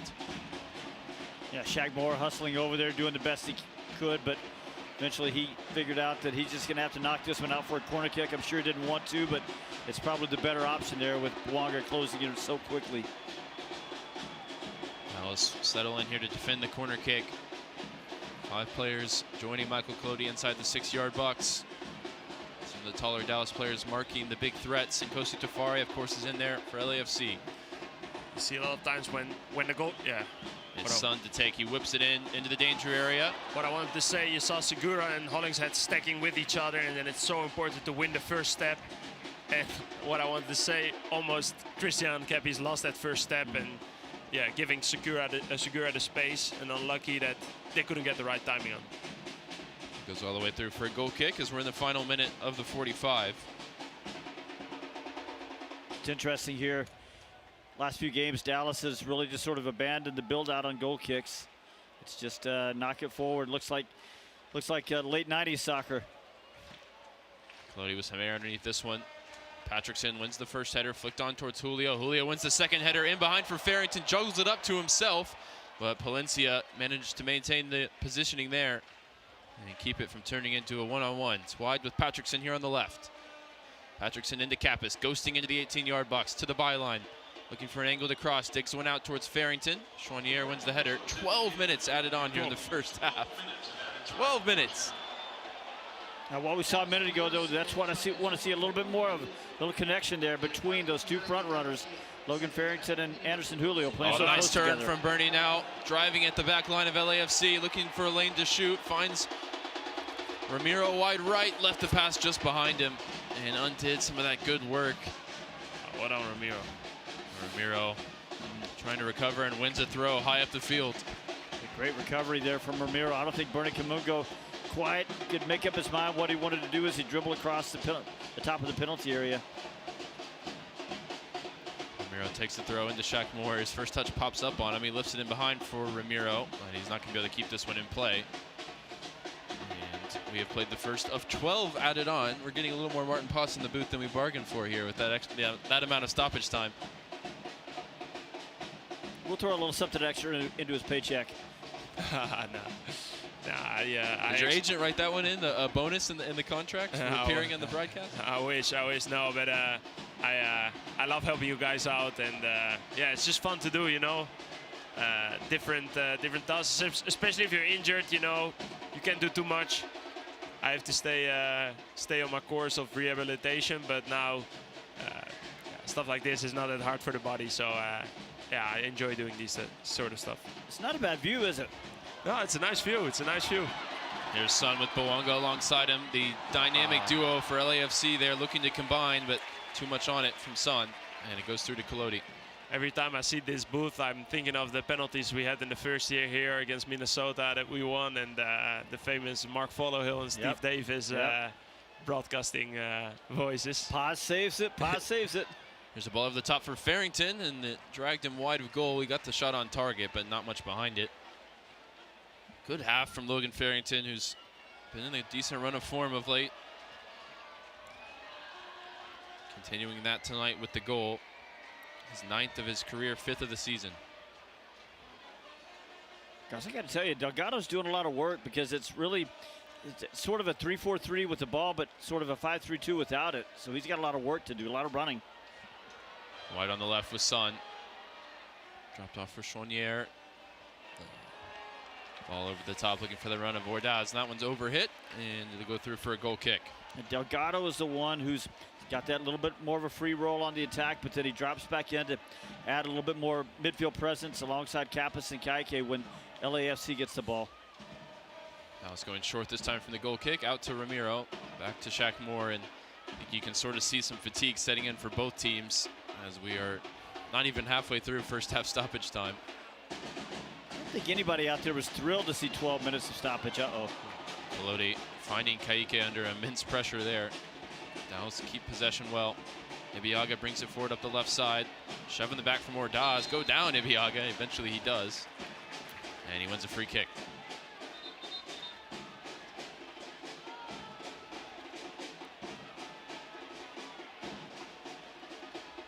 Maarten, you've been here long enough. Do you feel like the heat is an advantage when you play teams coming in from out of town, or do you feel like it really just wears down both sides? Yeah, you would think it, but the first 2 years I remember quite well. Every time we went to the Texas heat, we had tough times to get good results here. But I know from other teams who come here, they always feel like having a hard time when they play here. Especially, I think the LA California teams, they always struggle here. I think we won every year here against LA Galaxy and LAFC since I've been here. So yeah, that's. Can we knock on wood anywhere? Yeah, I think if we get another 6 points, that would be massive for us in the play of contention. Also, I just saw Austin is losing right now, so that's of course great for our standings. Knock on wood, is that a thing in the Netherlands as well? Yeah, a little bit, but not that much. We don't have as much wood as here, I think. Ball with LAFC here in the 50th minute. Son returns it to Tillman. Hauling Hollingshead out to Denis Bouanga. Bouanga towards the byline, cross blocked by Shaq Moore. Corner kick coming for LAFC. Both teams having to dig deep into those energy reserves, stay mentally switched on to see this half out. Son across to take the corner. And he goes short this time. Looking to create an angle to whip this one in. It's Bouanga, and it's off of Dallas' head. Behind for a corner, this time from the opposite side. Especially those quick corners, always be sharp to even the numbers there. Make it 3v3 or 2v2. Never give them a player advantage, because that can be deadly. There's a few more white shirts in the building than usual. Unfortunately, a lot of them are Tottenham shirts, which brings a certain energy I don't appreciate, but it is Son to the byline. Cutback ball, finds Ordaz. Ordaz on the turn, space in the middle. Good and block. Chouanier, shot blocked through traffic. The follow-up is off target. Good block, Lalas. Lalas Abubakar with a huge block there, and LAFC working another short corner, trying to create that numerical advantage he talked about. And anytime you get Son and Bouanga combining, it's always going to be a tough task. Dallas got a little lucky there, because the first touch from Chouanier just ends up right underneath his feet. He has to take one more little touch, and that gave Lalas Abubakar a chance to step out on him and do a really good job of getting in there and blocking that shot from Chouanier. Peloti sending everybody up the field here, as we are now halfway through the 12 added on. Header one uncontested by Chouanier. Second header one by Abubakar. Back in the midfield. Chouanier again the other way. I was watching the Bournemouth game today. Oh, nice turn from Kamungo here on the left side. Poked ahead to Farrington. Farrington looking to return it to him. And the attack breaks down. You can continue. Oh, never mind. Kapis onto it once again, as he has been all night long. Quickly to Kaike. Wide right for Ramiro. Left a little bit short with Bouanga tracking back defending. Now Farrington trying to pick a ball through the lines. Second ball breaks instead for Patrickson. Kapis now. Time on the ball. Patrickson a little bit loose, but Kapis will clean it up. Ramiro looking for a lane forward. Lifts this one in behind for the run of Julio towards the corner flag on the far side. Segura dragged out to defend him, but heavy touch from Julio turns it over, out for a throw. Yeah, I was thinking, I was watching the Bournemouth game today against Wolves, and with the new rule of the 8 seconds goalkeeper, and the crowd was counting really fast. So it was like an interesting rule, you know, where if you're still, for maybe next year in the MLS, I don't know if we're going to apply that too. Son on the turn, loose pass, turns it over to Kamungo out in space, but Palencia wins it from him. And now Ordaz leaves it for Son. Son's going to drive here through the right center channel, out to Palencia, back to Son. Lost some momentum with a poor pass from Palencia. Tillman to Son Heung-min. Shot from distance, deflects off two Dallas players. Peloti able to cover it up, coming out off the line there, as Son lined that one up on the left foot from distance. Yeah, Martin, typically what happens is when IFAB sets those rules that sort of interrupt the middle of an MLS season, they won't stop. You know, they won't change in mid-flight. They'll just wait until the next season. So I bet you're right. I bet we will see that. And I like it. I don't know about you. You're a goalkeeper. Maybe you don't. But I think it speeds up the game a little bit. Yeah, what I was just telling you, I love those side volleys, but my defenders, they will probably get mad the first couple of weeks because they're not used to it. But, yeah. Segura looking to spring Bouanga, but a poor pass. Bouanga was in space. Yeah, I think the key for tonight is if you have those two tight numbers, lines of 4, we never come into problems. If we found moments in transition where they can stretch us, that's where the danger is. Ball in the midfield for Kapis, wide right for Ramiro. Ramiro looking to get in behind for Julio. Julio skips past Segura, in along the right side, waiting for support. Shot from Julio, flashes across goal and out the other side for a throw-in. Not for the first time. Kamungo showed it to us as well. A nice drop of the shoulder and a good turn to create the space. Yeah, by the time he got that shot off with his right foot, the angle wasn't quite the best. And the throw-in is near the corner flag on the near side.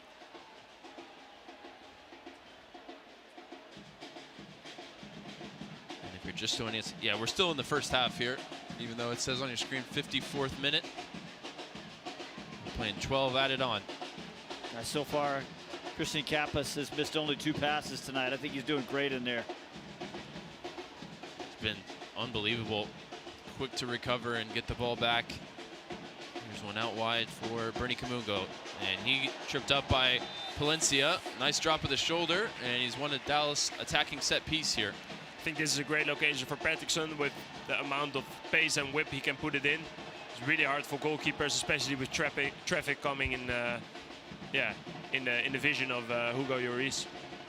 Palencia committing really early there. It was almost too easy for Kamungo to win the foul. And it will be Patrickson, a chance maybe to snatch a lead heading into the halftime break. It's a terrific ball from Shaq Moore to set this thing up. Right arm raised for Patrickson. Plenty of targets to aim at in the middle. Already 1 assist tonight. On the approach, whips this one in right on top of Lloris, who gets it clear with a 2-handed punch away. Ramiro trying to keep this one alive with a header back in towards the danger area. And it's dealt with there by LAFC. Sliding tackle from Kaique puts it out of play. I would love our guys to come a little bit earlier in front of the vision of Hugo Lloris. One deflection is enough to get a goal there. And a good service from Patrickson just to ask those questions. Final minute here of first half stoppage time. LAFC in possession, 1-1 your score, wherever you're listening on the FC Dallas Radio Network. Kosi Tafari, time on the ball, moves across for Eddie Segura. Chouanier calling for it here on the near side from Delgado. He will get it now. Dallas with everybody in their defensive shape, putting Julio momentarily out at left wing back. Kamungo taking his spot at right wing on the other side of the field. Here's a ball in behind of Julio. It's Palencia, wrong side of him. Palencia inside the 18, cut back ball, finds Son. Nice tackle there from Ramiro to cut out the danger. And then Patrickson gives it away. Kappas got an important touch, but still with LAFC here in Son. Out to the right side for Ordaz. Ordaz into the 18. Ebiaga closes him down, poke towards goal. And Abubakar, I think, got the crucial block to put it behind for a corner. Second really great instance of Abubakar with some emergency defending here in the last few minutes. He needed him there. It's like maybe the concentration waning here as the halftime whistle was looming. And one last situation to deal with. It's a short corner. Son to Boanga.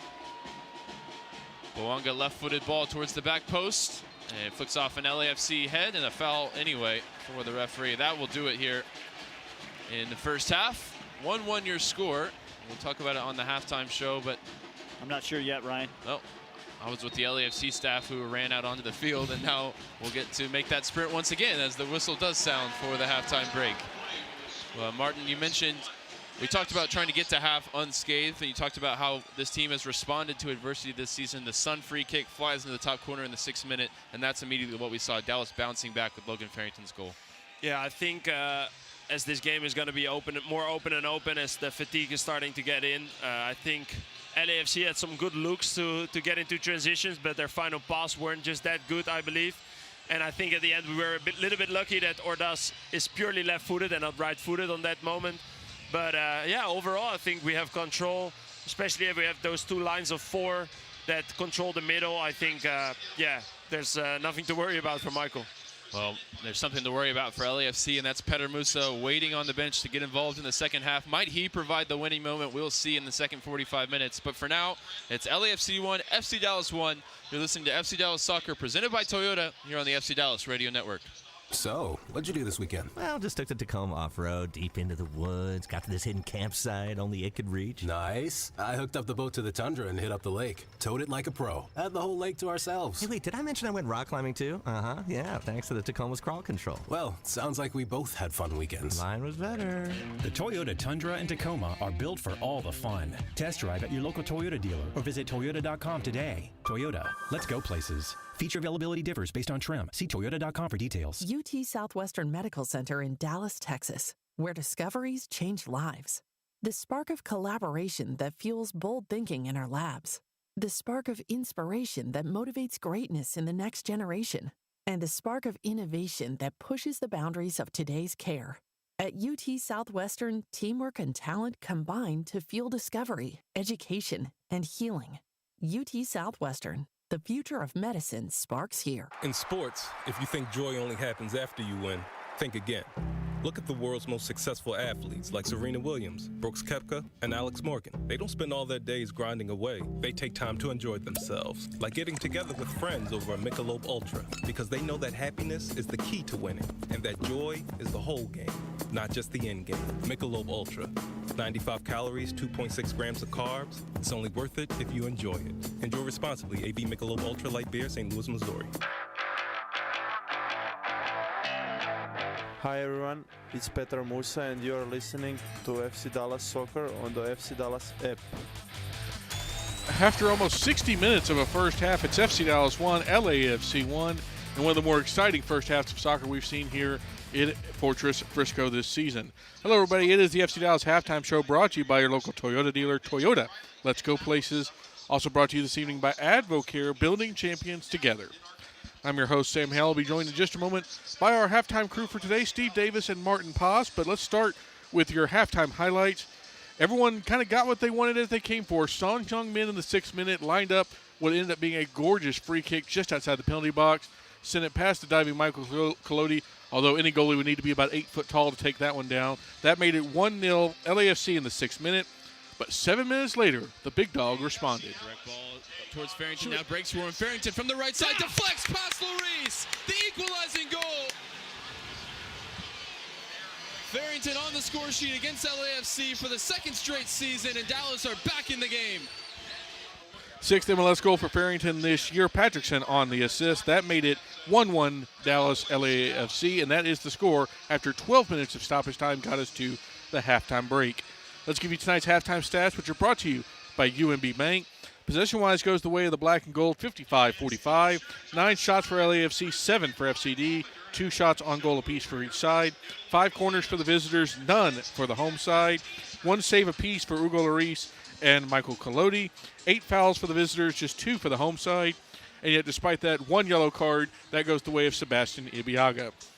As we bring in our halftime crew, it's Steve Davis and Maarten Paes. And Steve, I had this written down about 10 minutes before the half ended because we had so much stoppage time. But after watching almost 60 minutes, it kind of feels like FC Dallas was the better team in the first half than LAFC. I would say it doesn't just kind of. I really like the way that Kappas and Kaike are controlling the midfield right now with a lot of help from Delgado slipping back in there.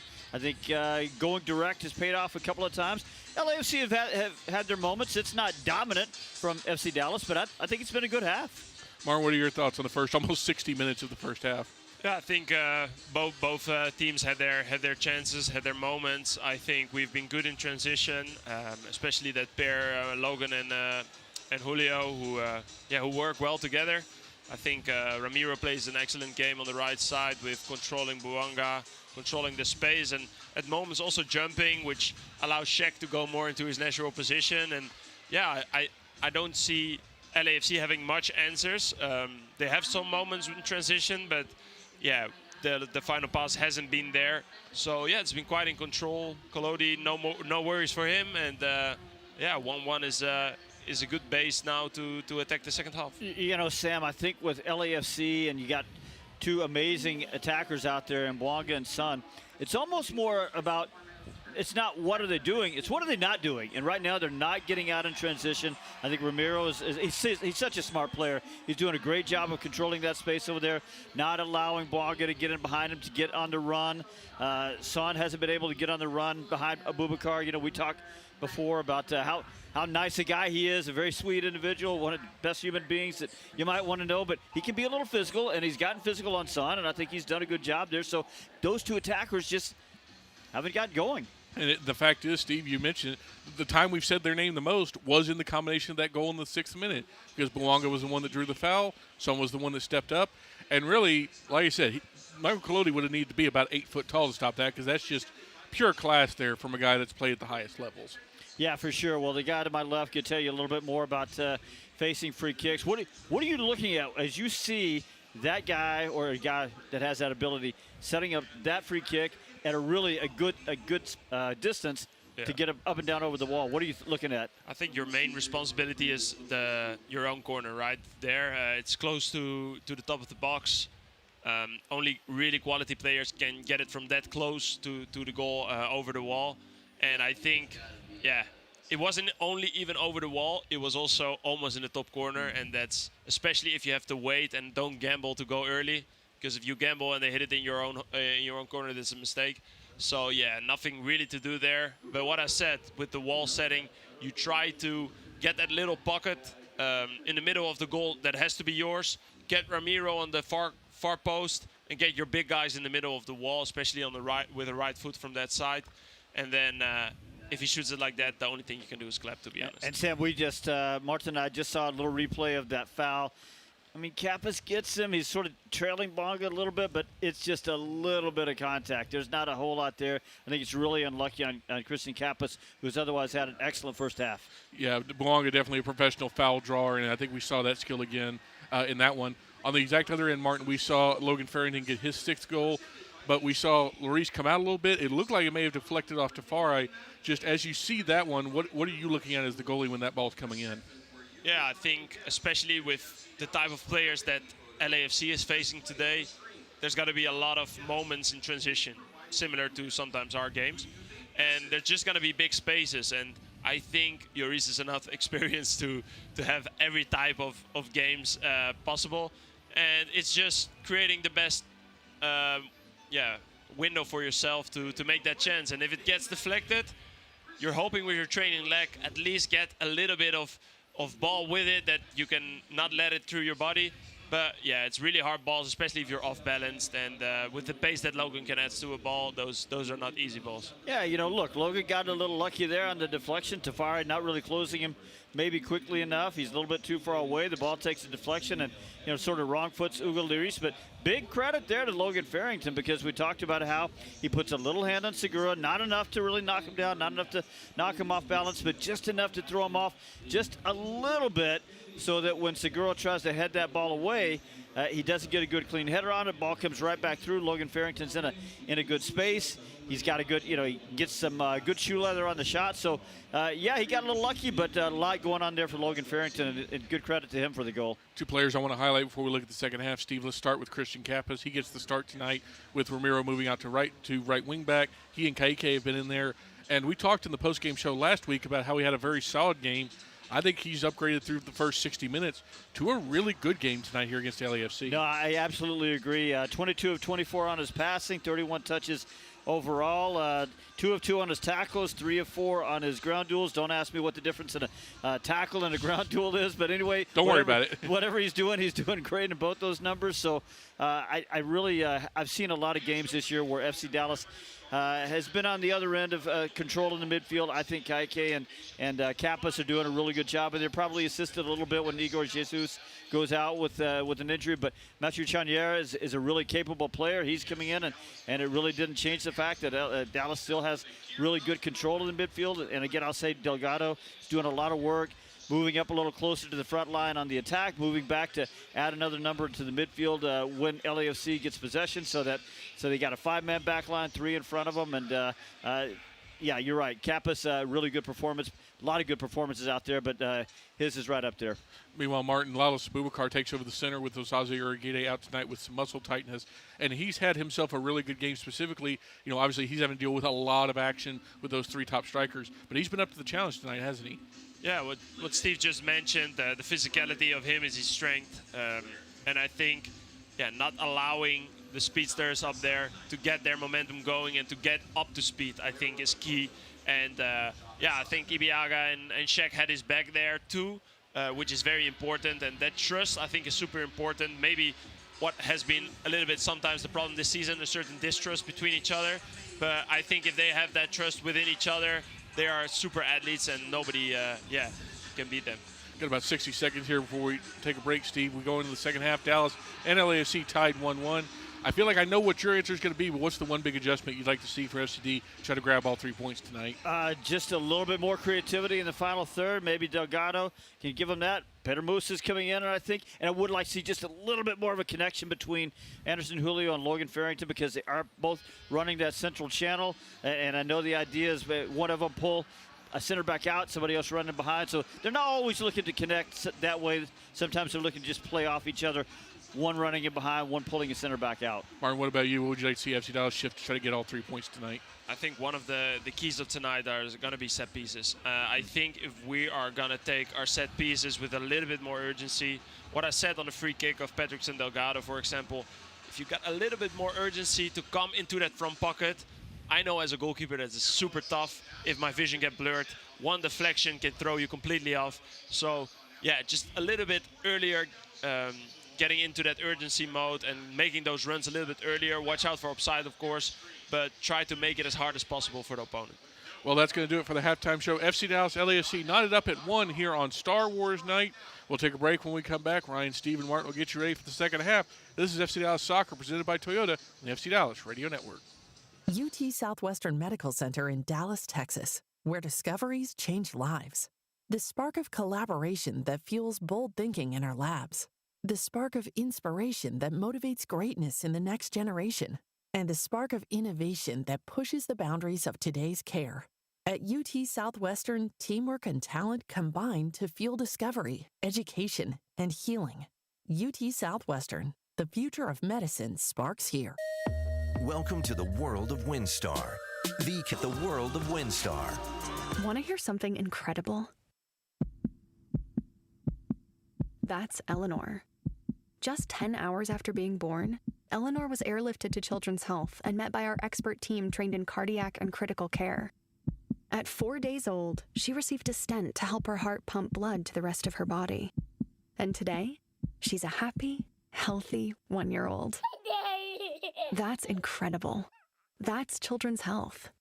Incredible together. So, what'd you do this weekend? Well, just took the Tacoma off-road, deep into the woods, got to this hidden campsite only it could reach. Nice. I hooked up the boat to the Tundra and hit up the lake. Towed it like a pro. Had the whole lake to ourselves. Hey, wait, did I mention I went rock climbing too? Uh-huh, yeah, thanks to the Tacoma's crawl control. Well, sounds like we both had fun weekends. Mine was better. The Toyota Tundra and Tacoma are built for all the fun. Test drive at your local Toyota dealer or visit Toyota.com today. Toyota, let's go places. Feature availability differs based on trim. See Toyota.com for details.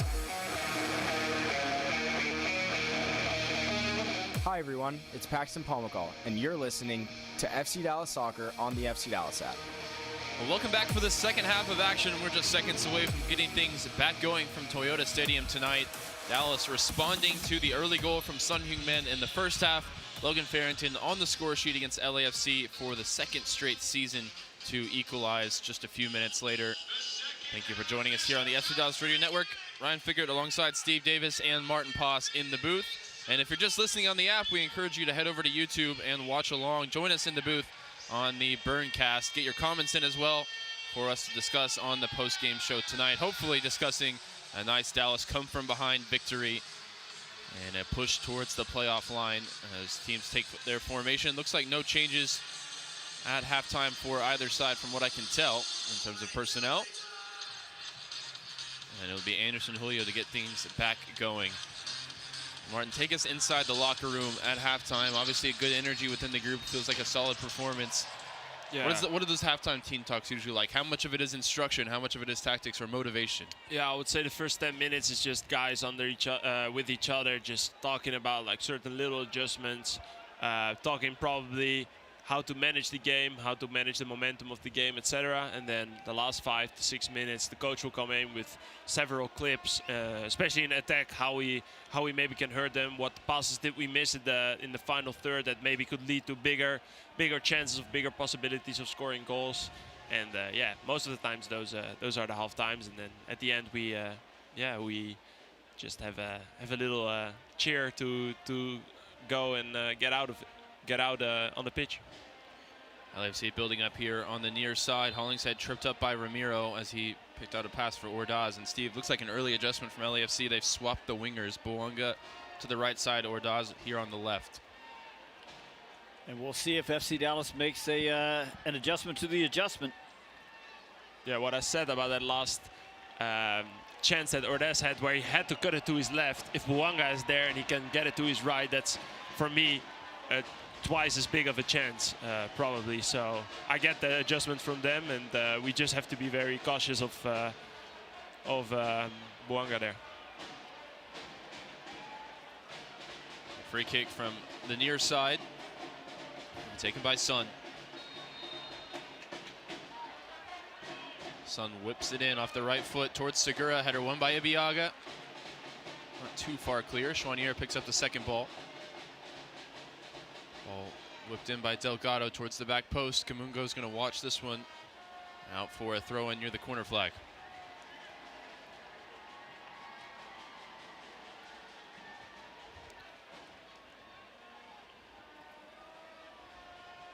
Dallas getting out into their usual shape after the set piece. Taking the time to get to the ball. Shackelmore's going to take this throw. So a good amount of pressing from FC Dallas in the first half. Shackelmore's just left the ball that's sitting right by the sideline to go grab the other one. Maybe it's like in baseball. You always want the fresh ball.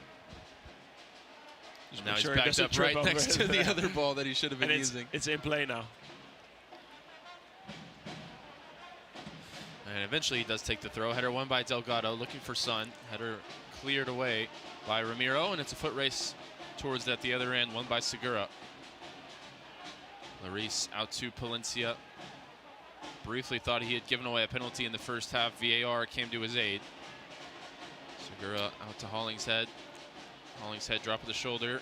Tried to fire a ball forward. Kappas there to intercept. Straight ahead into the feet of Delgado. The assist in the first half. Bernie looking to chip it past his man, unable to keep possession. Not a great clearing header from Segura. Breaks for Patrickson on the far side. And now Kappas, first time ball into Julio. Julio looking for the flick back towards him. I think it's been a great night from Anderson Julio so far. Chance maybe on the transition for LAFC. Ordaz on the left, Chouanier through the middle, now wide with Bouanga. Ibiaga defending in the wide channel, those two former teammates at LAFC. Delgado, a lot of space in the middle, finds Son, left pocket. Son out left for Ordaz, off his stronger left foot. Cutback ball cleared away by Christian Kappas. And the offside flag, very belatedly, is up. Bernie Kamungo a little slow to get back defensively there, and he's just going to have to recognize that is Dennis Bouanga over there, and he can't leave Ibiaga on an island defending against Bouanga. So on a yellow card as well, Ibiaga from the first half. That's a great point. Bernie Kamungo just got to get on his horse every time in defensive transition. And if it wears him out, then you bring somebody else in, but you can't pace yourself out there. Boubacar going direct, looking for the run of Julio. Wow. Julio, little shove into Tafari, who went sprawling down and got the foul. Yeah, and as we were talking in halftime about the foul that Bouanga got, this in last week against Austin, the ref let a lot of the play go, and this week he whistles a little bit earlier. So if you're around their box, don't be afraid to fall and to create those dangerous set piece there. KK and Ramiro not happy with the referee. The referee kind of blew the whistle, and Ramiro tried to keep playing because he didn't really blow it with much force. And it's a foul, and LAFC get the ball back rolling quickly here as we played 5 minutes of the second half. Goal apiece in the first 45. Delgado can't turn past Farrington, but Farrington can't find Kappas. It's possession restored for LAFC by Tillman. Tillman finds Son in the central position here, out wide to Chouanier. Canadian midfielder in his third game with his new club. Loose pass there from Delgado, turns it over to Ibiaga. Fired out to the left side for Logan Farrington. Farrington brings it past the halfway line, full sprint, and then chops back looking for support. Finds Kappas. Kappas now on the dribble. Tillman nipping at his heels. Gets it wide left for Kamungo. Here's Logan Farrington dropping in deep. Not about a shot from distance. Instead passes it up to find Shaq Moore. Wide with Ramiro. Ramiro back to Shaq Moore. Down the line for Farrington. Holds off Ryan Hollingshead with ease there. Cuts past Delgado. Wide right with Ramiro. overlapping run, low cross sent in. Patrickson got a touch, and now Julio on the follow-up. And it's speared over the top. It was actually Ka'ike with the effort. So Ramiro hasn't been able to get upfield on the right side a lot tonight. But when he has, he's made something happen. Second time he's put in a pretty effective cross. This one turns into a Dallas corner kick. It'll be from the near side, Patrickson to take. Out swinger off his right foot. Referee having a conversation with the players inside the 18. 2 arms raised for Patrickson here. Whipping it towards the back post. Kappa's going to keep this one alive. Knocks it down to Boubacar. Going to stab it back towards Ramiro. Also maintain possession here on the right side. Patrickson all the way back to Shaq Moore. By the way, it's a nice little chop, right-footed chop on the wing from Farrington a minute ago to set all that in motion. Shaq Moore spotting the run of Patrickson right through the channel. Got a little too much air underneath it. Segura read it. It was cool to see there Eric Quill sort of playing FIFA there, directing Patrickson the exact run he wants to make, and it was a good one, just couldn't quite find the right pass. And now LAFC in transition. Tillman out to Palencia with some space. Looks like Ordaz is back off the right flank now. Quick 1-2 with Palencia. It'll stay in play. Chops back and finds Ordaz once again. Corner of the 18. Cuts past the sliding Bernie Kamungo. Out wide once again for Sergio Palencia. Tillman finds Delgado centrally. Mark Delgado to Chouanier. Overlapping run from Hollingshead. Let's head back to Chouanier. Quick 1-2 with Son, and here's some space down the flank for Ryan Hollingshead inside the 18. Cutback ball finds Son, deflected in front of Collodi and turned home by Hollingshead, but the flag is up. And now appeals for a handball in the deflection from Tillman. A lot to break down for VAR, who's been busy tonight. I don't think there's much doubt about the offside. I think there might have been 2 LAFC players offside there, but a look at the handball appeal. And Hollingshead, who's, of course, 195 games across 8 seasons with FC Dallas, but he's never won as a visitor at Toyota Stadium. It all sort of breaks down a little bit as Hollingshead gets a little too much room to dribble into the penalty area. I'll tell you, it was closer than I thought, but I think he is offside. And now we'll see about any potential handball shouts, although we won't because we got one quick replay. And that's all she wrote. Referee still surrounded by 3 or 4 LAFC players here in conversation with the VAR room out in Arlington.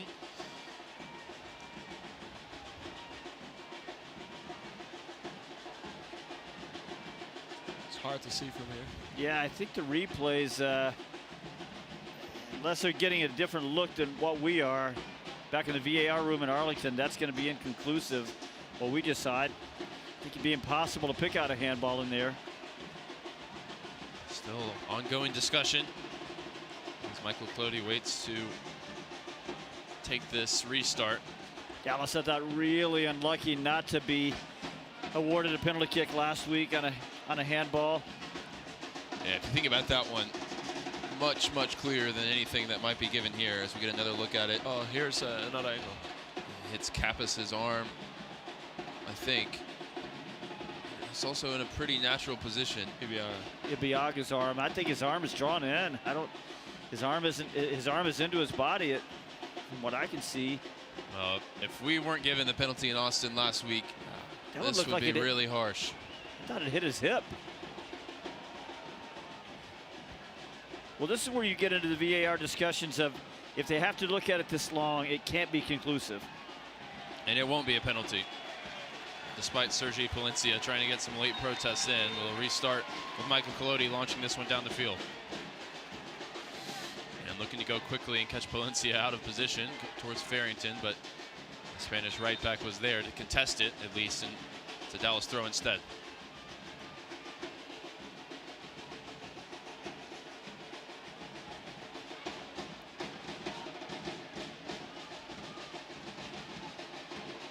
Possession here. Shaq Moore playing in the back 3 tonight. I think it's the first time we've seen him in that role. Been right back in a forward or a wing back when they've played in this shape. There's a ball in the midfield from Moore. Finds Farrington, tries to get turned, finds Ibiaga. Bouncing it wide left for Bernie Kamungo. On the dribble, pass 2. Forced back again to Abubakar. And now Kalodi. Out to Shaq Moore. A lot of space for him to bring up the ball towards the halfway line here. Dallas doing a good job there of breaking a little bit of mid-block pressure from LAFC.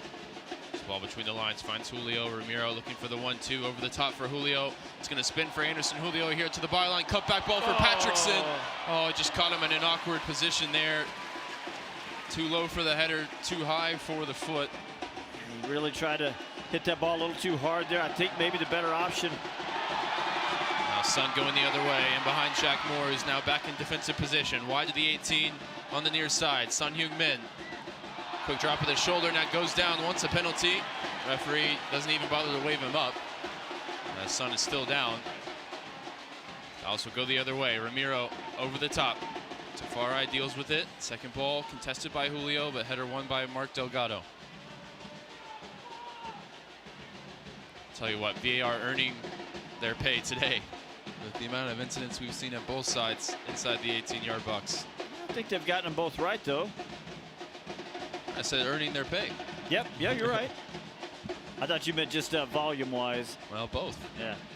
Quantity and quality so far. One of our keys to the game was just ball security for Dallas. I think they've done a really good job in there.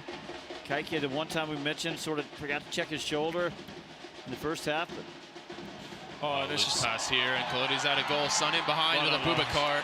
Makes up for the mistake. Just as I'm saying, yeah. What do we say about knock on wood, guys? Yeah.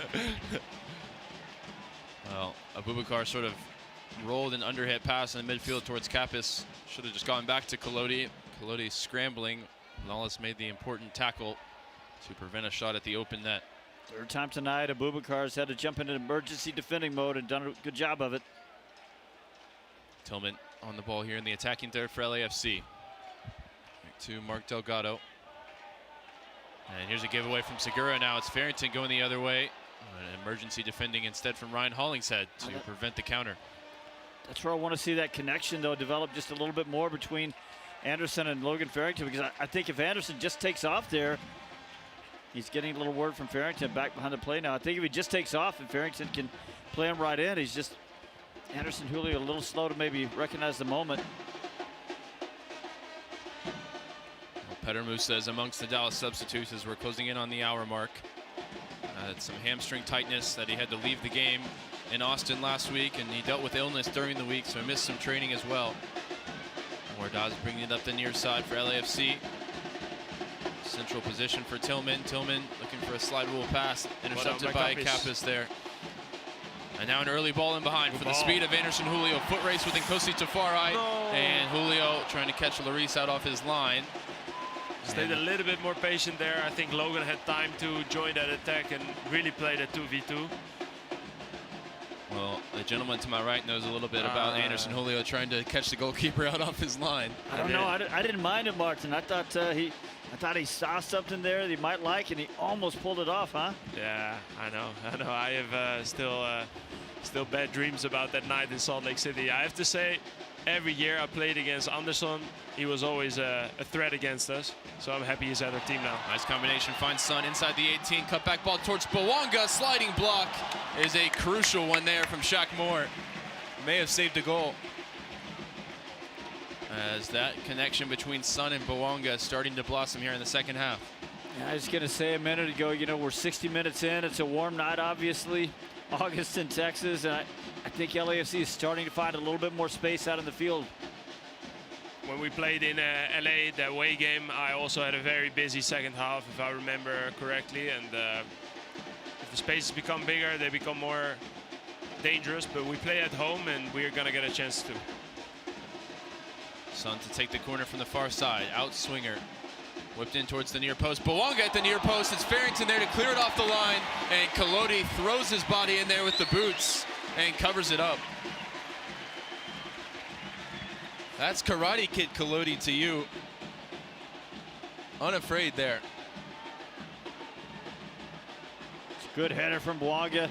Kalodi has to go down quick, and then he's got to He's got to fight Ordaz for the ball, for the rebound. Really great job there by Michael Collodi as the ball's about to get away. And he's on the ground. He's able to take his foot and sort of pull it back into his body, hook it back in there, and then grab it with his hands before Ordaz can pounce. That corner kicks is always, our first zoner always has to have that ball, and there has to be communication that Bouanga is trying to get into that zone. A little bit more aggressiveness I would love there from our zone. Boubacar going to deal with a ball in behind, awkward one. Now Ibiaga back to Collodi, who will beat Son Heung-min to the ball and puts this one in behind for the speed of Julio and Farrington. The flag is up. They don't know yet. Tafari got there anyway. Maarten, what does that communication sound like when you're trying to make somebody aware that Bouanga is trying to find that space at the near post? Yeah, in the scouting we already, as Martinez is another very fast guy joining the team. In the scouting, that's normally said that the first zone is normally like Julio in this case. There needs to be communication from his back that there's runners trying to get either in front of him or in the back. And if he can't win it, then our second zoner needs to be closer to that guy and make sure that he doesn't have a free header there, because the guys who are closer to the goal are the most dangerous guys. Martinez is on for Ordaz, and that's fresh legs and lightning quick pace to run at Shaq Moore on this near side. First test passed as Shaq Moore beats Martinez to the ball, and he'll lift it down the line. Julio took some contact there from Segura, didn't really go down in a convincing manner, and now Ramiro has committed the foul and picked up a yellow card, which is particularly concerning with that late Martinez sub. Now Ramiro and Ibiaga both in the book as Delgado has stayed down for LAFC. Well, don't miss the FC Dallas Rewind on KDFI More 27 every Tuesday night during the regular season at 7 p.m. You can watch FC Dallas Soccer for free on KDFI More 27. This free over-the-air channel is available everywhere in the DFW market.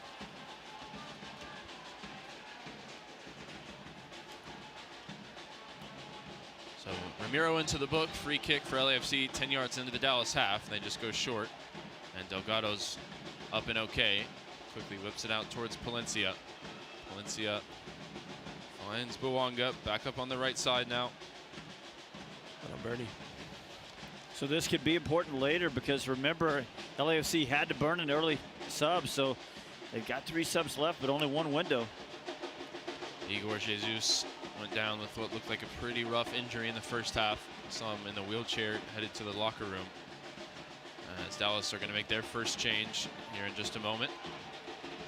Get to that in just a second. It's Hollingshead on the near side. Shaq Moore with a nice tackle. I think in response to the Ramiro yellow card, we may be seeing him come out of the game. Get checked to the right side. With Alvaro getting final instruction. Here's a ball over the top.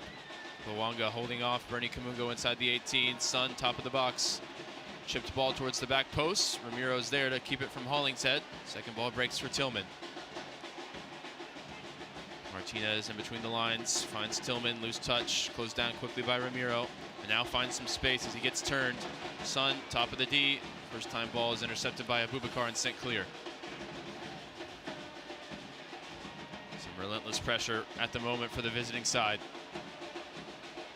Bouanga on the far side, Kamungo defending, Bouanga goes down, and a half-hearted appeal results in nothing more than a goal kick. Good defending there from Bernie Kamungo. I wonder if Timothy Tillman has changed his positioning just a little bit, because I think Dallas has lost a little control of the game in the midfield, and I don't really remember Timothy Tillman having a lot to say about the first half. I've seen him more in the second half now, so wonder if there's been just a little bit of a positional adjustment for him or somebody else in the midfield for LAFC. Collodi will send the team up the field as Alvaro is going through the final paces of his warm-up. Jersey on, so we will see him soon.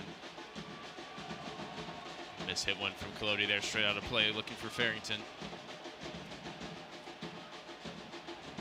Maarten, what have you seen from Alvaro? Obviously a very young player. He's gotten a decent amount of minutes at the heart of the defense. We'll get to that in just a moment as, oh, Delgado nearly gave it away to Delgado, the Dallas Delgado. And going the other way now, in between the lines, it's Denis Bouanga. Over to Chouanier. And Martinez stabs it wide left for Hollingshead onto his favored right foot. For Chouanier, rolled across the top of the box. Tillman wide for Palencia. Palencia low cross, defended by Abubakar. And Farrington will be able to keep this one in play. And he easily beats Ngozi Tafari there, who will take the yellow card. Yeah, Alvaro, I think he's been through a first year of professional football. Great first game in Kansas City. I remember him having great tackles. And then he had one moment in that game where he was cheering against Joveljic, a very experienced striker. And I said to him, cheer after the game, please. And then you saw the last goal, for example, he was too eager. And then the next game against San Jose, he played a great game. And then there's moments in the game where you still gaining that experience and gaining experience at the highest level to be concentrated for 90 minutes. And then after that, he had some incredible games as well. So I think he has all the potential of the world. But yeah, to get that 90-minute game without mental lapses in there, I think is the next step for him. And what I want to say too, if he comes in for Ramiro, what we're thinking, we add another guy who is amazing at set pieces. And I think if you look at Lalas, if you look at Seba Ibiaga, if you look at Logan, those are all targets. And it will be Ramiro, as we expected. So I think really set pieces can win this game for us. I hope to see him already up, because at training, every time he hits the ball as the first player, if it comes to him. A minute ago on Tafari's yellow card, Logan Farrington tried to make an appeal that he thought maybe it should have been something more than yellow. But I think if considerations of distance, direction, all of that get taken into effect, I think it was probably a yellow card. He was about 5 steps inside the Dallas half on the sideline, and I think there was enough cover, defensive cover there. So I think that was probably the right call from the referee on the yellow card. Alvaro will join the attack here as Dallas have a wide free kick just in front of the technical area. Plenty of targets to aim at for Patrickson. Patrickson whipped in towards the near post, and the follow-up, a challenge for it from Julio, and he's whistled for a foul. Farrington made the right run, but he was a step offside and he had to leave it.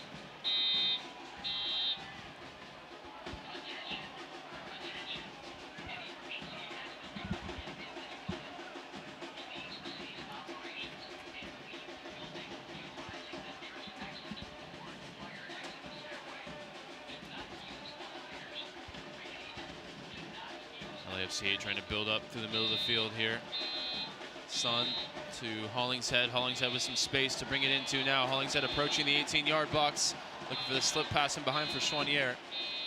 Second ball breaks for Delgado, and now Son. Son from distance. Collodi, big save. Just got that one too close to Collodi.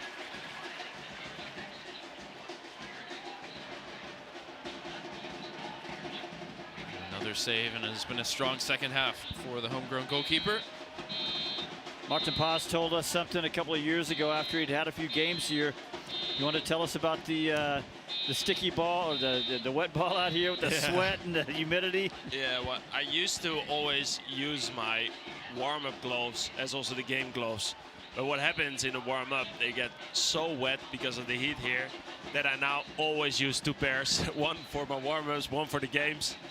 And yeah, even sometimes a little secret, I use a little bit of Vaseline on my gloves, so it's a little bit more grippy.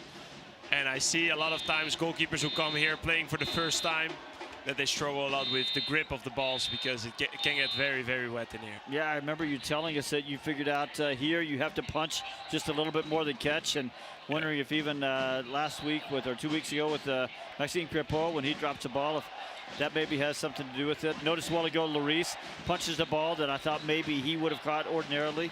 Yeah, I think in those moments you want to take nothing at risk. And yeah, I think here if you get your eyes one moment off the ball, just finish every play is key.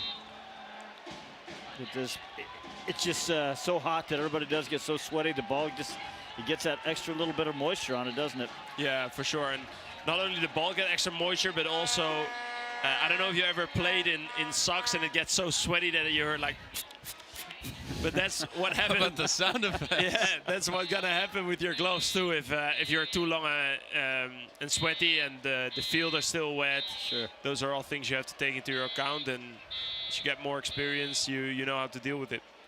Dallas Reading, 2 more changes as we're here in the 72nd minute. Possession with LAFC. And a little bit loose at the back. Segura forced back to Hugo Lloris. Farrington there to put the pressure on. Well, he got a little lucky there. Farrington's a step closer. He's pouncing on that. Both back lines playing with fire a little bit in the second half. Maybe that's why the alarm is going off. Somebody had to acknowledge it. Chouanier through the lines. Bouanga, edge of the 18, matched here with Alvaro, looking for a lane to get turned. Now a bending ball is well off target.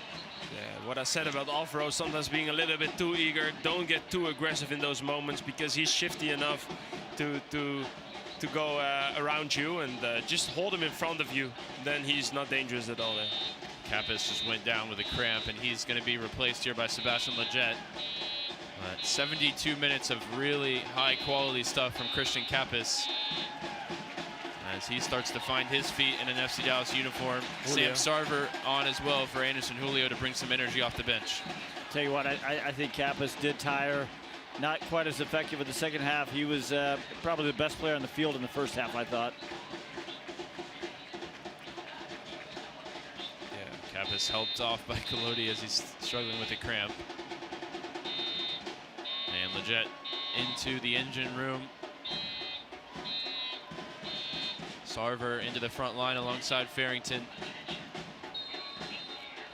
Looks like Delgado will drop deeper, and Lletget will play in that more advanced midfield role. Yeah, actually, I love seeing Lletget more often higher up the pitch. I think last year he had around 7 assists there, and I think his creativity we can definitely use in the game. Oh, some afters there between Hollingshead and Farrington. The referee's got something to sort out here. Chouanier getting unnecessarily involved as well. Well, Toyota Stadium renovations are underway. You can check out the new construction cam to see the latest updates in real time. Learn more about this ambitious project to give Toyota Stadium a brand new roof to cover every seat in the building, gorgeous new club spaces, and much more. To learn more, visit newtoyotastadium.com. Some applause from Christian Kappas as he makes his way finally back to the Dallas bench.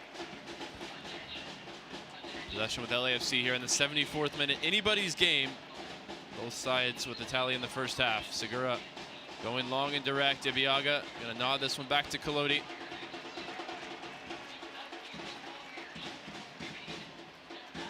First action for Sam Sarver in a while. You know, the impact he made against St. Louis in his FC Dallas home debut. Collodi going up towards he and Farrington, and Segura just clattered both of them from the back. Both Dallas players are down, and for me, at least a yellow card here for Segura, who's also holding his head. I think But the it's yellow card. Hollingshead. That's. I'm not sure he's got the right player there. Maybe. Maybe Hollingshead pushed Segura into Sarver, into Farrington, and it was dominoes, and we missed it. Actually, yeah, that's exactly what happened. Threw Sarver into the oncoming Segura. Well, good spot there by the referee. Now you wonder what happened just moments ago with Hollingshead that didn't result in a card. You mentioned it a while ago, Ricardo Fierro, not one of the more experienced referees. He's only had 23 MLS matches, but he's had a lot to deal with tonight. Sets the one-man wall 10 yards away. Patrickson standing over this. As Maarten mentioned, plenty of weapons up in the attack here for him to aim at. What you really like to do now is try to bunch as much as possible and get in the back of a couple guys, because if you're not in the view of certain guys, and those bunches you can use to pick a player, and especially if you can identify who's the best target from them, if you can pick them, you have a higher chance. This one whipped in by Delgado towards the near post. Ibiaga appealing for a handball. He got the header towards goal. Referee without a call on the field. Will have to be informed by VAR if there was anything to note. Good service and good pick out from Ibiaga. Just didn't get enough on it. Schwanier brings it forward out wide for Bouanga, and Sam Sarver's aura from 5 yards away just caused Denny Bouanga to let it roll over his foot and out of play. As we get confirmation of the Hollingshead yellow card, and we head into our hydration break.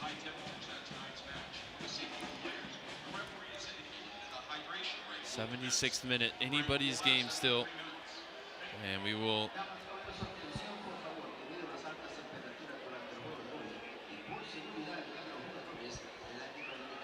let you know that every week on Wednesdays we've got the FC Dallas Agenda podcast, brand new this season. Myself, Steve Garrett, alongside exclusive interviews from your favorite players and coaches, staff, everybody involved with FC Dallas. Check out the FC Dallas Agenda wherever you listen to podcasts to get your fix for more DTID content. This week we had Sebastian Lletget join the show for the first time. I asked him about his nickname, and Martin, I want to get your reaction. I don't know if you've heard about this nickname yet or not. So when you think about Sebastian Lletget, oh no, his role in the middle of the field, you think of him as sort of the glue guy, the really technical player that can connect things. He sort of makes it run efficiently in there. Would you say that's true? Yeah. So would you say that if he's in the engine room as a midfielder, he's sort of the lube in there? He's the lubricant. He's the oil in the engine room. Would you say, you like that nickname for him? I like it. I think I saw a stat earlier this year when we played with him. We had like a little bit more success than without him. So yeah, maybe he is that glue, and maybe his experience helps us in moments where sometimes it's difficult for us. So he's my best friend in the team, so I always have big kudos to him, and he's working so hard.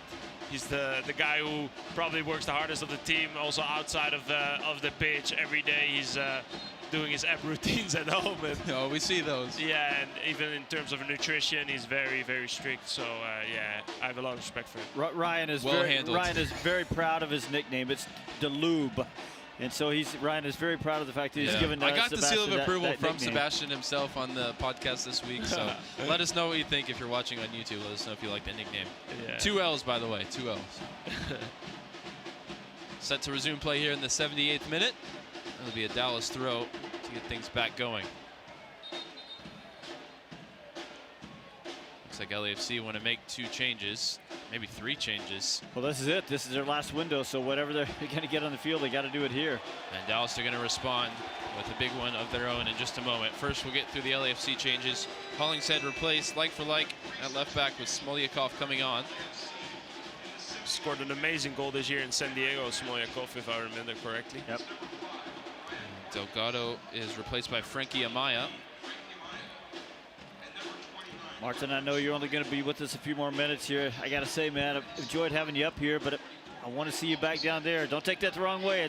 Love having you up here, but I want to see you down there. I wish I can come there back as soon as possible.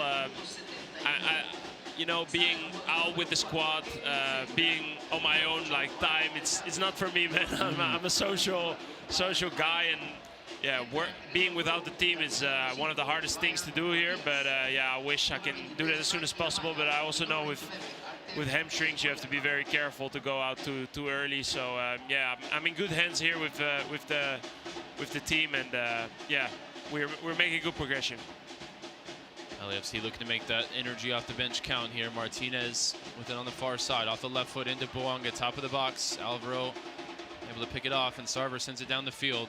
That sub that's coming is a big one for FC Dallas. Petar Musa has his jersey on, and he's going to try and make an impact, a game-winning impact, when he enters here with 10 minutes plus stoppage time to go.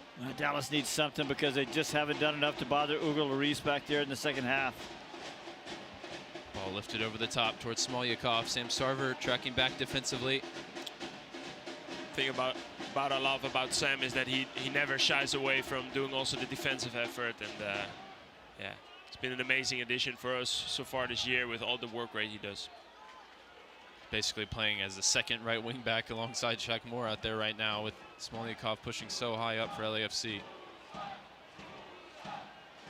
As the Musa chant gets going around Toyota Stadium, waiting for the Moose to enter for some defensive work to do. Martinez on the far side. Pulls it back for Schwanier, out to Heung-min Son. Wide for David Martinez. Martinez finds Son inside the 18. Cutback ball. Nice sliding block from Lawless Abubakar. Not for the first time tonight. The emergency defending from the Ghanaian has come up huge. And there's a free kick as well for Dallas to bring it into that attack and bring Petter Musa onto the field. Now, Abubakar's done a great job in there in that center role of the back three. Well, Farrington with the first half goal. Replaced now by Petter Musa with 13 of them on the season. And a 14th could mean a momentum-shifting win for FC Dallas. He's got just about 10 minutes plus stoppage time to try and do it. A lot of respect for Logan today. He was sometimes a bit on an island with the way how we play, but yeah, gave tremendous effort. For the last couple of weeks, he's been giving his all, and I've been loving him, seeing him play. I wonder if Dallas just gave some instruction to Sam Sarver to play a little higher up the field. You know, a 1-1 draw against LAFC is no shame, but Dallas just, they're trying to chase that one of the last playoff spots. They need 3 points here. Mungo with David Martinez grappling for his jersey there, wins a free kick. And also, when you have Musa out there, it's going to demand a little bit more respect from the back line of LAFC. Space maybe for Sarver. Kolodi direct towards Leggett. Header won by Smolyakov. Maarten Paes do a little scoreboard watching over here. Yeah, of course we're at the point in the season where we also have to look at other teams. I hope Houston, for once, I hope that Houston scores another goal. A draw, I think, will be good there. And then Salt Lake is losing at home against Minnesota, which is great for us. So yeah, but at some point we cannot only rely on others. We need 3 points, and yeah, hopefully we can still. I think there's still enough time for us to make something happen. Cross over everybody's head from the right side will be retrieved by Bouanga here. Smolyakov keeps it moving to Chouanier. To the opposite side, and Palencia. The final sub for LAFC just a few minutes ago was Ryan Porteous on for his debut, replacing Nkosi Tafari, replacing Eddie Segura. Coming from Watford, I believe, right? One of a few deadline signings for LAFC in the summer window to strengthen the squad. And I tell you what, Martin's right. I mean, we're at that time of year. I mean, just tonight, we've got one team that can qualify for the playoffs, San Diego, a couple that can be officially eliminated, Montreal and DC, so we're there now. Brought forward by Porteous on his debut. Now it's really pinned in at the moment. Everybody within 40 yards of Michael Kolodi. Palencia, ball through the lines, finds Son inside the 18. Son with the right-footed shot. Abubakar again. Blocks it behind for a corner. I mean, right now, Lawless Abubakar, maybe man of the match. For me too. He's going to have to lead another set-piece defense as Son goes out to take it.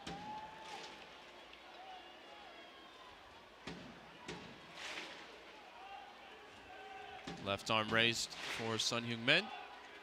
Whipped in towards the near post. Kolodi came for it straight up in the air. Second header won by Alvaro. Out to Smolyakov. Set back for Chouanier, and now back to the substitute left back. Wide with Tillman here on the near side. Smolyakov on the overlap towards the near post. Ibiaga puts it behind for another corner. Or was it a throw? It'll be a throw. One of the keys of defensive set pieces is you always check on the second balls on the weak side, because there's a lot of times the advantage for the opponent.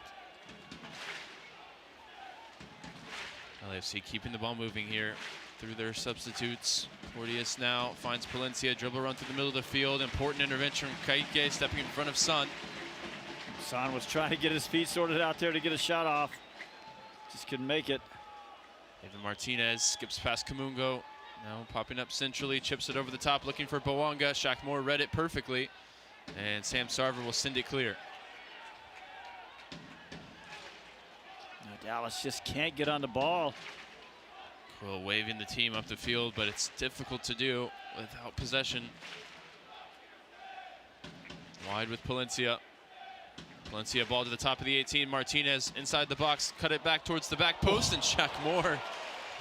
Does he feel nerves? I mean, he chested it back to Kolodi with a ton of pressure from Bouanga in the area. Yeah, he's been in the World Cup. He knows how to perform under pressure, and yeah, amazing composure there by Shaq. That was calm. And now some possession with Michael Kolodi. One of the reasons Dallas is having such a hard time getting out of the back is that Sam Sarver, as you said a minute ago, Ryan, he's dropping back, so it's not even a line of 5 anymore. It's a line of 6. So when Dallas is able to get the first pass, there's just nobody for a release pass. He picks up the second ball here. Still fighting for it with Amaya, but Amaya comes away with it. Nice header from Alvaro. Keeps it from Son. 86 and change on the clock, plus some good amount of stoppage time, you'd imagine. Maybe not 12 full minutes like we had in the first half. No, you never know. Amaya gets turned in midfield, finds Chouanier. Wide for Smolyakov. Sarver defending. Chouanier rolls it over to Porteous. Keeping Dallas moving here side to side. Martinez spots the run of Palencia in behind along the right side, gets his hips around it, whips it in all the way through. Bouanga off the post, back to Bouanga, over the bar. Abubakar to the rescue. How did that not go in? I don't know, but it's official now. Abubakar, man of the match. Yeah. He just keeps popping up in the right spot time and again in that penalty area. Hands on the head of Steve Cherundolo. He can't believe it either. I wonder if Bouanga was offside. But Kolodi and Abubakar both involved in keeping that one out. Still got to defend the corner kick here.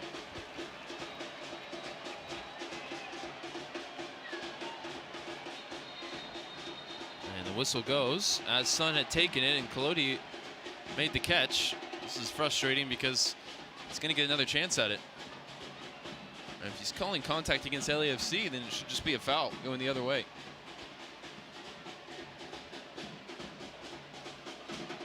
Still conversation with the recent addition for LAFC and Ryan Porteous. Another chance for Son at the corner kick.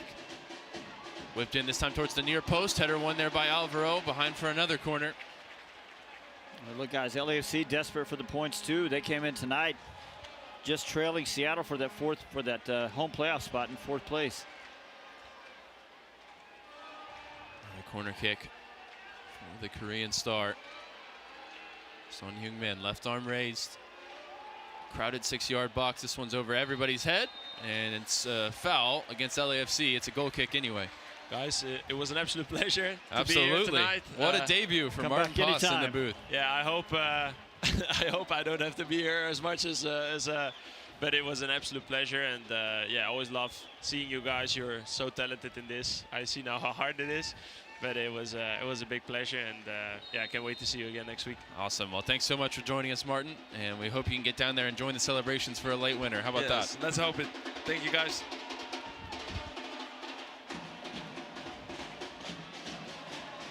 Ball over the top. Easy for Porteous to get back to Hugo Lloris. So now we have just a minute plus stoppage time remaining, waiting to see how much will be added on. Valencia ball in behind for Martinez. Martinez getting around the outside. Ibiaga wants a goal kick. It'll be a corner instead. He can't quite believe it. Another corner to defend for Dallas. Now, a lot of them to defend tonight. It's going to be number 10 for LAFC. Right now, it's Kaike right, Delgado in the middle, and Leggett left in that 3-man midfield. And LAFC just finding a lot of space out there. It's going to be a left-footed in-swinger from the far side. Whipped in over the head of Petr Musa and put over the bar by Smolyakov. As the board goes up, 7 added on. Nowhere near the 12 of the first half, but right now all the momentum is going LAFC's way. There's always the chance of a sucker punch with Sarver and Musa on the counterattack, but we just haven't seen it yet, Steve. Not a lot with the ball in the last 20 minutes. They're just really not even able to move the ball into LAFC's end over the last 15 or so minutes. Free kick a while ago from Patrickson. Really about all they've had over the last 20 or so minutes. Kolodi launches it long. Header won by Musa, fighting for the second ball. Porteous gets there first for LAFC. I mean, it's just numbers right now. There's 6 men back for Dallas. They were attacking with 4 there against 6 or 7 LAFC defenders. Chouanier time on the ball in the LAFC half as we played 1 of 7 added on. I mean, I get it. You know, you don't want to see LAFC with the talent they have up there getting behind you, but Dallas needs 3 points so desperately. Portis swings it over to Amaya. Wide for Smolyakov. Takes it on the dribble from outside to in, looking for options. Amaya back to Tafari. His first return to Toyota Stadium as a member of the visitors. Shaq Moore a little bit under hit on that clearance. It breaks for Sun inside the area. Kaike physical against Heung-min Son, who wants a foul. It's not going to be given as Tafari puts it out for a goal kick. There's a little contact from behind there by KK on Son, but I mean, he played in the Premier League for a decade. He's got hit. He gets hit harder than that in warm-ups in the Premier League.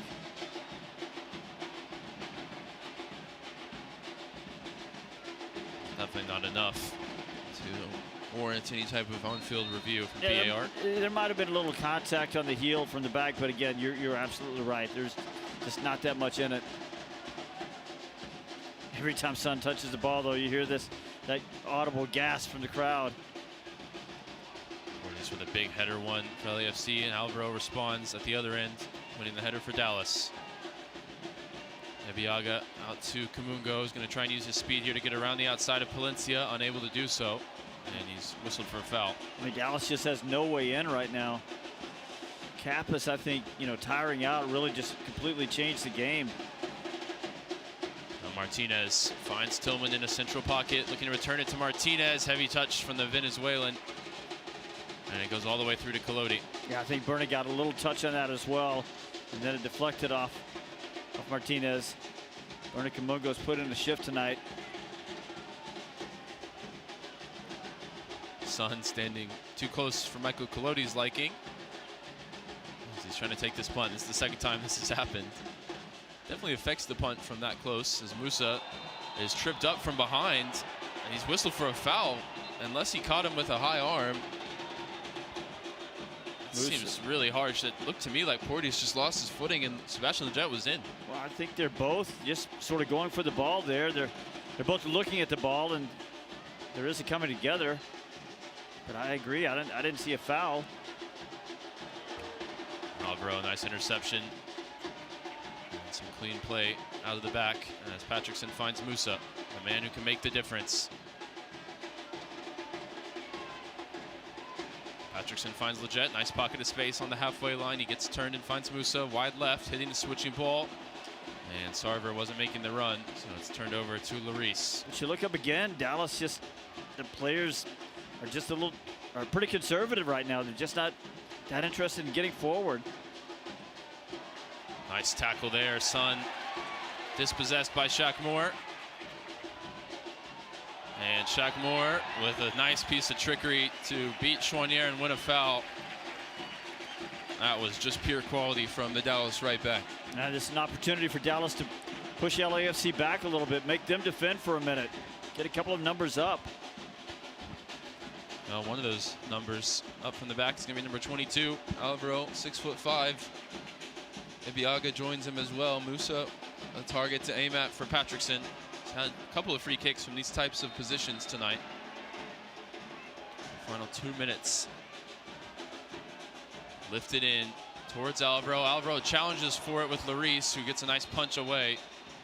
And the offside flag was up anyway. It's the young center back.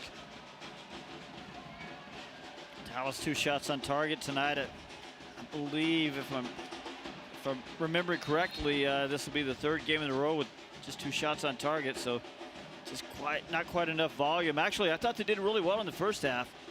Just weren't able to stack a good second half of attack onto that one. Lloris, long header won by Shaq Moore. Foot race to get there. Sam Sarver's going to win that, but from behind, Amaya able to poke it out for a throw.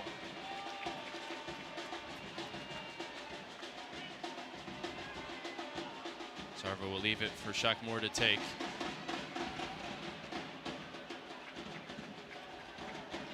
Now Dallas getting some numbers forward here, maybe for one last push for a winning goal. Moore takes the throw. Musa holding off his defender, looking to get turned. Good work from Chouanier, sends it down the field. And Boubacar will go back to Michael Collodi.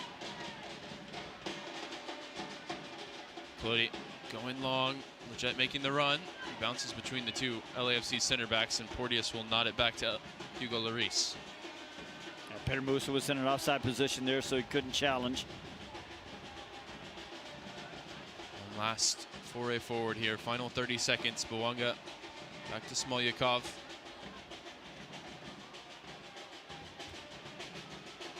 To far right, lifts it ahead, finds Amaya in a nice pocket of space. Smolyakov wide for Bouanga. Alvaro with a nice interception, steps in front of Amaya. Dallas looking to work it through a tight corridor. Kayike trying to get turned. Two LAFC players on his back. Gives it away, and now Bouanga bearing down on the 18-yard box. Finds Son, 1-2, back to Bouanga, onto his right foot. Goes down, wanting a penalty. Referee waves it away. And now maybe one last chance for Dallas going the other way. A counterattack led by Delgado. Kamungo makes the run ahead of him. And he just couldn't connect with the teammate. Turns it over, and now maybe one last chance going the other way. Son Heung-min, 30 yards from goal. Gets it wide for Martinez, inside the 18, onto his favorite left foot, rips the shot towards the back post, and Collodi saves the points. A sprawling save from the Collodi kid keeps this one knotted at 1.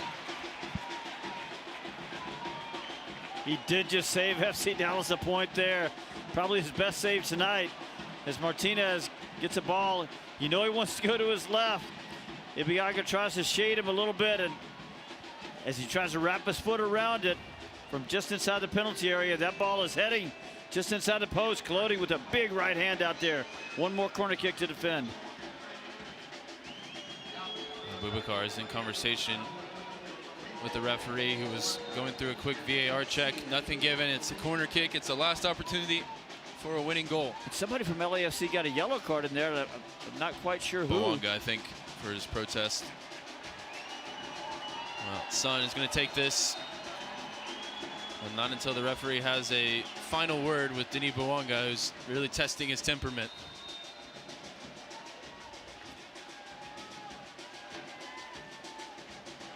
Left arm raise for Son. Whipped in right on top of Collodi. Huge punch away, and that'll do it.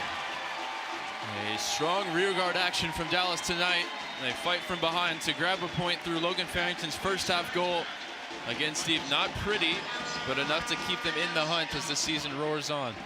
Yeah, the season of just not able to push wins across the finish line at home keeps going, but really a good first half for FC Dallas. Just couldn't stack a good second half on top of that one. A lot of good defending, though, so got that to talk about in the postgame show. Talk about all that and more as we head into postgame coverage. Thank you for joining us tonight, wherever you tuned in across the world. As this one ends, LAFC 1, FC Dallas 1. You've been listening to FC Dallas Soccer, presented by Toyota, here on the FC Dallas Radio Network.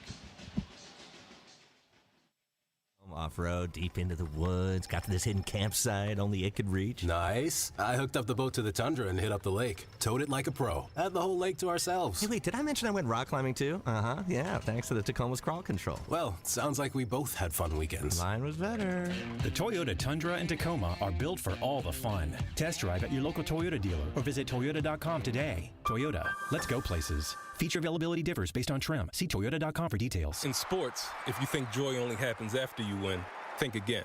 Look at the world's most successful athletes like Serena Williams, Brooks Koepka, and Alex Morgan. They don't spend all their days grinding away. They take time to enjoy themselves, like getting together with friends over a Michelob Ultra, because they know that happiness is the key to winning, and that joy is the whole game, not just the end game. Michelob Ultra. 95 calories, 2.6 grams of carbs. It's only worth it if you enjoy it. Enjoy responsibly. AB Michelob Ultra Light Beer, St. Louis, Missouri. UT Southwestern Medical Center in Dallas, Texas, where discoveries change lives. The spark of collaboration that fuels bold thinking in our labs. The spark of inspiration that motivates greatness in the next generation. And the spark of innovation that pushes the boundaries of today's care.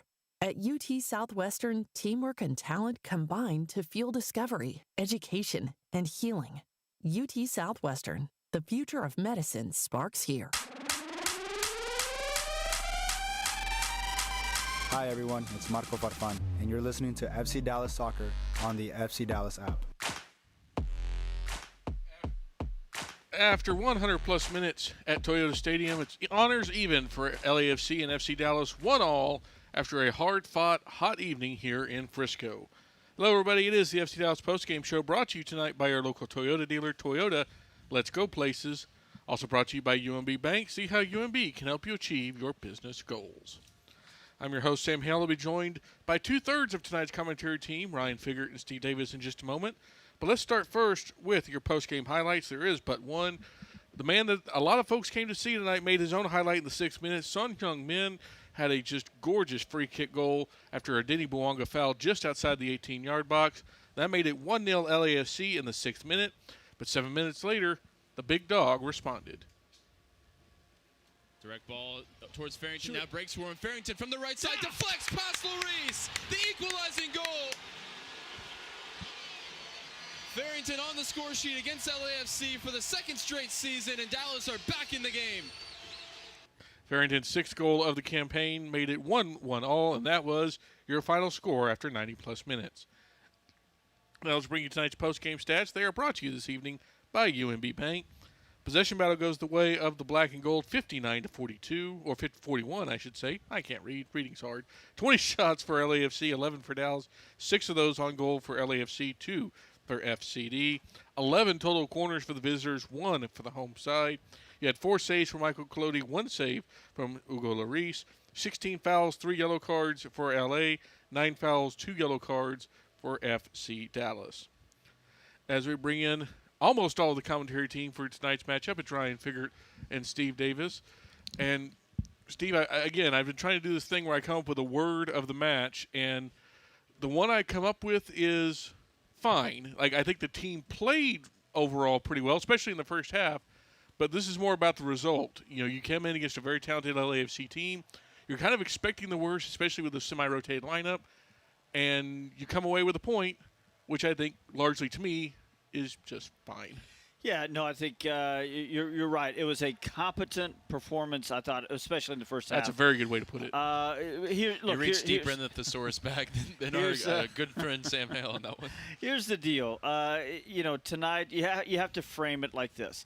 Dallas was playing, if we'd said, say in April, we'd say identify the 4 best players on this team. You would say Pedro Musa, Lucio Acosta, Maarten Paes, Asazi Urguide. Well, how many of those started tonight? You got 10 minutes out of that whole crew. Yeah, that's right. The answer is none. So and that's against a team that's fighting for it's going to make the playoffs for sure. 1 MLS Cup, 2 Open Cups, 2 Supporters Shield. Just added one of the best players in the world. Yeah, just Dennis Bouanga, one of the best attackers. So that's sort of the framing there. That against LAFC, no shame, missing those guys in a draw. The problem is they've only got 3 home wins, and it's really set them back points-wise. They come into this one 11th. They're desperate to get into one of those playoff spots, and they just really, really, really need all 3 points. So that's a little bit of a bummer that they only come out with 1 point, Ryan. Can I get 3 words of the match? Of I course. would say sturdy but unspectacular tonight, because the defense was really, really solid.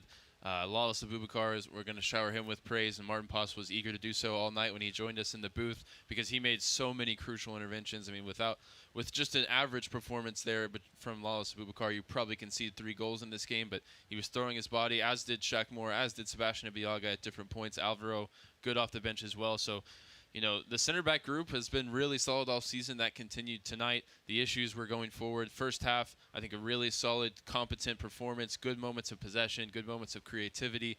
And then in the second half, as the team tired, that really started to wane. We've seen it from some of these guys before. Patrickson in particular has struggled to go 90 minutes and be effective for 90 minutes. And now we start to see Kappas, who's still getting adjusted to the Texas climate again. Obviously, he's from here, but he's been away for a long time playing in a much different climate. And for as amazing as he was in the first half, and I think that was by far the best that we've seen from him in an FC Dallas uniform, he faded in the second half, and once he went off, Dallas really struggled to maintain any possession of the ball. So 2 very different halves of soccer, and ultimately Dallas did enough to earn a point.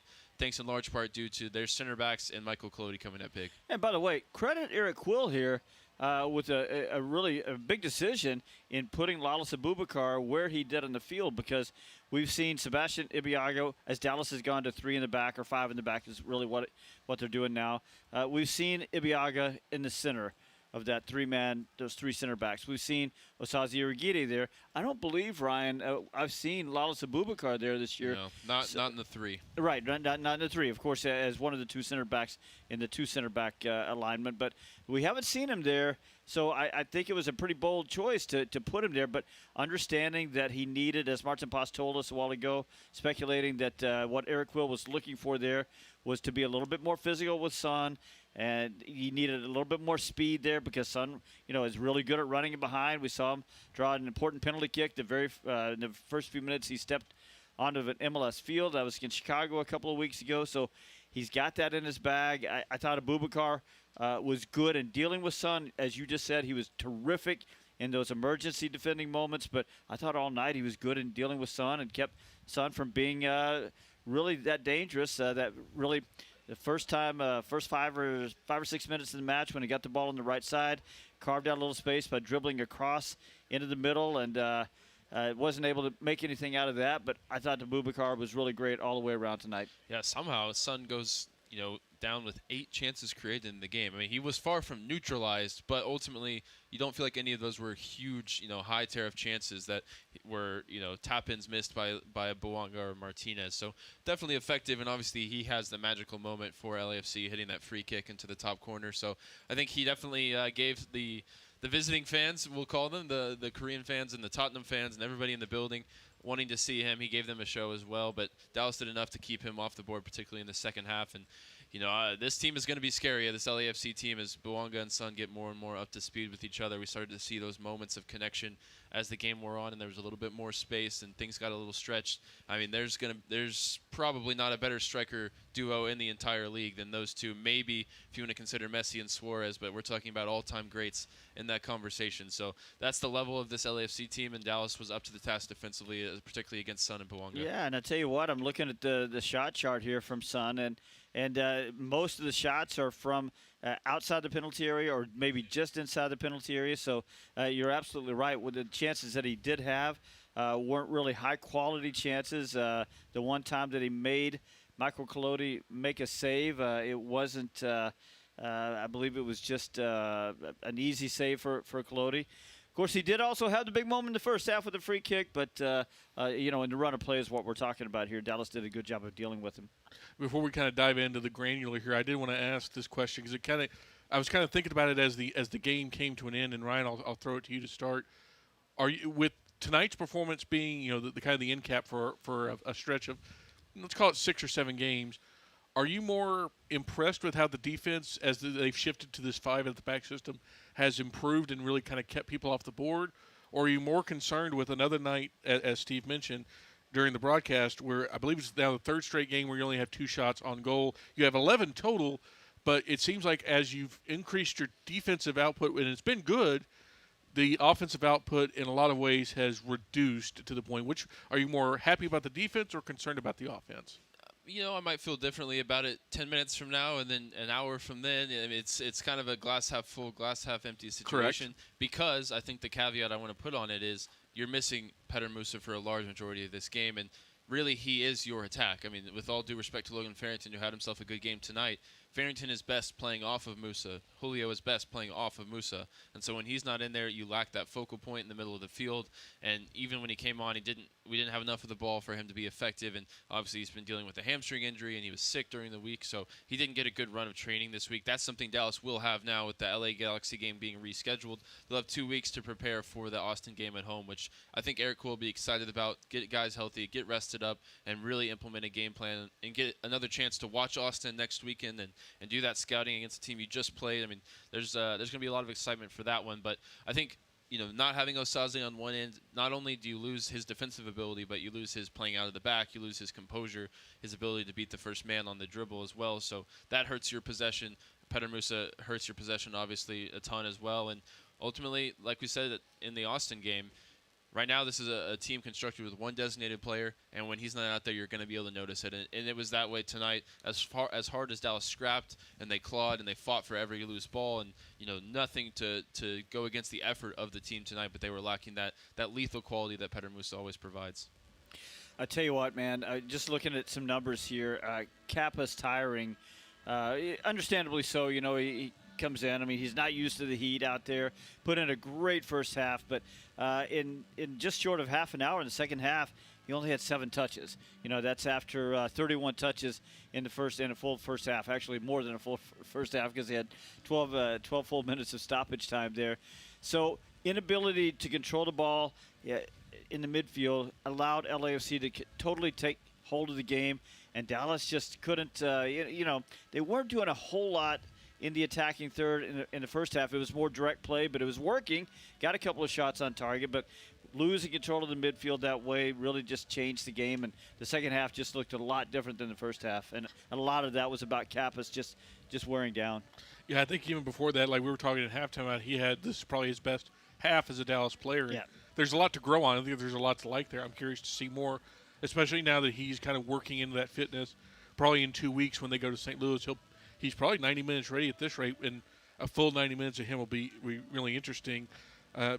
Obviously, I think a lot of guys had pretty strong individual performances. Cap is one of them. Obviously, we've talked a lot, and this is probably the space again to go. Lawless Abubakar, man, what a pretty good match, to the point where, like, not only did he have good proactive moments, he had good reactive moments too, Ryan, where he would maybe the ball would go just a little out of place, or he would misjudge a pass, but he was right there, or Johnny on the spot, to make up for it. I mean, he had a big responsibility tonight being the center man of a 3-man defense, and boy, did he answer the call on this one. Yeah, I think he's definitely one of the positives tonight to take away from it, because one of the things that we know that he is at a he can do at a very high level in this league. There's 2, I think, qualities that stand out for me. The first one is set piece threat. He scored his first goal recently. The second one is emergency defending, and that's why in the first half of the season when Dallas was playing with 4 at the back, he was always the guy to come in and help them see the game out. Throw an extra center back in there, throw another body in the way of these shots. That's what he can do at a really high level, and that's why I think he was brought here, right? I don't know if it was the vision for him to be a week-in, week-out starter, but he obviously has a huge role to play in this roster, whether it's starting or coming off the bench. So his good run of form continues. The same can be said for Logan Farrington at the other end of the field, who's really carried the torch with Musa in and out of the lineup, and really upped his goal-scoring form in the summer, just like he did last season. A little bit of a slow start to the year, but really starting to find his feet now, up to 5 goals to surpass his rookie season with that goal tonight. So a couple of positive performances. Patrickson had a really lively first half. Again, second half faded, which kind of come to expect from him, and his ability to be influential throughout 90 minutes. One player that I'm struggling with right now is Anderson Julio, because when he's come back, he's being asked to play through the middle of the field, and to me it doesn't suit his strengths, but he hasn't been able to adjust over the past few weeks since he's been back from injury and back involved. He just hasn't been able to even threaten in behind very often, and it feels like teams don't have to respect his speed in behind as much because he's not making the well-timed runs that he was in the first half of the season. He's one for a second straight week where I'm sort of left scratching my head, because now, his place in the lineup in the first half of the season was written in pen. Now, not so much with the attacking depth that Dallas has built up, particularly in the wide areas. Sarver came in tonight. Dietzen came in last weekend. You've got Logan Farrington and Petr Musa, who hopefully are going to be your starters most weeks. So I think he's got to be looking over his shoulder and use these 2 weeks to figure out how to play this position. If Dallas is going to go with this 2-man front line, he's got to figure out how to work off of whether it's Musa or Farrington better and test the runs in behind, because ultimately he was pretty lackluster tonight, and I think for me, of the starting group, he had the weakest performance. Yeah, I completely agree. I feel like he's just got a better feel for the game on the wings. He knows when to make the run in behind. He knows when to look for the switching ball or cut inside. Whereas in the middle, he seems a little slow to recognize the moments. A couple of times tonight when he could have made a run a little bit earlier and gotten in behind, or the one I forget who it was. We both sort of picked out the moment where it was Kaike that played the right ball into the right channel, but Anderson Julio had sort of turned the other way, and then he sort of turned around and was frustrated with Kaike, but I think Kaike had made actually the right pass. So you're absolutely right. He just doesn't seem quite as comfortable in the middle with when and where to make the run. So I personally, I'd like to see him, a little bit back on the wing a little bit more, where he was having some success earlier this year, finding those channels and finding the backside runs. Yeah, and it's sort of compounded by the fact that he's really not a hold-up player, and there's probably 4 or 5 times in each half where they played the ball into his feet or into his chest, and he's just going to lose out to a center back. That's not his game, and so asking him to sort of play in that physical manner that we see from Farrington and Musa is asking something I don't think he's capable of at this level. He's obviously a good player. He was one of the standout performers in the first half of the season. I don't have concerns about him long term, but in this current structure with 2 strikers and no real true winger out there, it's just not suiting his game. I think, Sam, one of the questions we have to sort of ask is this 3-4-3 that turns into a 5-3-2 as they defend. Seeing as they've gotten 2 shots on goal now, 3 games in a row, is this the right formation as they've got more players healthy and they've got more wingers now? Is it maybe time to go back to the formation that we know Eric Quill likes, which is 4-2-3-1, or somehow something that gets a little bit more width, a little further up the field? Because in the second half, I mentioned it a couple of times, as Sam Sarver came in, he couldn't get up the field at all. He's just sort of pinned back on a 6-man back line. So as soon as you get the ball in the back on a 6-man back line, there's no outlet. There's no release there. So I'm just wondering if maybe in these 2 weeks, if that might be a good time for Eric Quill to develop something else, because the 3-4-3 that they've been playing, or actually sort of a 5-2-3, it's not producing a lot of volume on the attack right now. And at the very least, if they did decide to go away from it and shift more to a 4 at the back or a different formation with wingers, you've got this in your toolkit now. The team is comfortable in this, and if you get a lead and you play a little bit more attacking soccer in the first half of games, you have a 1-2 goal lead, you shift to the 5 at the back and you lock it down, and the team has definitely shown they're capable of that. So I think, whether it's the long-term solution or not tactically, it's now another tool in the toolbox for Eric Quill. I completely agree, Ryan. And I referenced something that Eric Quill said to us kind of early in the season. Tactical flexibility was something he really wanted to focus on. The ability that he thought that the modern game meant you couldn't just roll out the same formation every week, every game, and succeed. And so now that you've got this, hopefully he can go, okay, we got this part down. We know what this can and can't do. Now let's build on that. Let's put that away and start working on the next thing, whatever that next thing is. It could be a multitude of ideas, but I hope that you're 100% dead on there, Ryan, that we go, okay, hey, late in games, we'll just knock that on, and early in games we need to open up some offense. Speaking of offense, let's go to our post-game interview. Garrett Meltzer was on the field, and he got to talk with tonight's goal scorer, Logan Farrington. Thanks, guys. I'm here with tonight's goal scorer, Logan Farrington. Logan, I know you guys wanted all 3 points here at home, but you split the points against a strong LAFC team. What did you make of the game? Yeah, I think it was a tough game. LAFC is always a good opponent. They got some world-class players, as everybody knows. So getting a point against them is great for our points tally, but we did want 3. It's a home game, so it's a little disappointing we didn't get all 3 after I thought what was a decent performance. A lot of hard work, but we got a little bit tired at the end. We need to work on that, but we need to keep working. On your goal, you pick up the ball right in front of the box, just turn and take a kind of a quick shot. Yeah. Takes the deflection, goes in, but that's why you take shots, right? Exactly, yeah. I had a little space. I was going to smack it hard across the goal, but that's what happens when you hit it on target. You get lucky goals sometimes. You need that luck. Appreciate it, Logan. Yeah. Enjoy it. Sounds good. Thanks, guys. Back to you. Thank you, Garrett. Thank you, Logan. Appreciate hearing from the big dog after his 6th goal of the MLS season. And as we're breaking down individual players here, there's at least one more I want to get to, and that's Bernie Kamungo. And for all the grief he received for the last year and a half, when he didn't score, he just looked out of place. Guys, we're 3 games in now to him playing a position that we legitimately just did not think he could do, because in 2024 we saw him try it and it just did not go well. And now he's played it 3 games, and tonight against I think a team you could say is a title contender in MLS. And I'm not saying was he best 11 quality? No. But, Steve, I think he did more than enough to justify keeping his spot. And I don't know what the future holds for this particular formation or what, but I think Bernie is writing himself as, hey, he can do this, especially now that Marco Farfan has gone to Tigres. Yeah, look, Eric Quill has talked about how he has personally been working with Bernie Kamungo, also some of the other coaching staff, on just individual details on defending, some of the more technical stuff, when to how to connect with the back line and keep that connection, which way to turn on balls coming over his shoulder, things like that. And, man, obviously Bernie is taking it to heart because he's been very competent back there. There's that word again. Defensively, he's doing the job. Now, at some point, you've got to be able to do both. But for right now, I think it's okay that he's just said, I'm not going to worry so much about getting forward. Although I thought he did in the first half especially. He had a couple moments where he was able to get in there. Yeah, and again, that's a lot about possession. When you can possess the ball in midfield, which Kappas and Kaike were doing so well with Delgado's help in the first half, that allows wingbacks to get forward.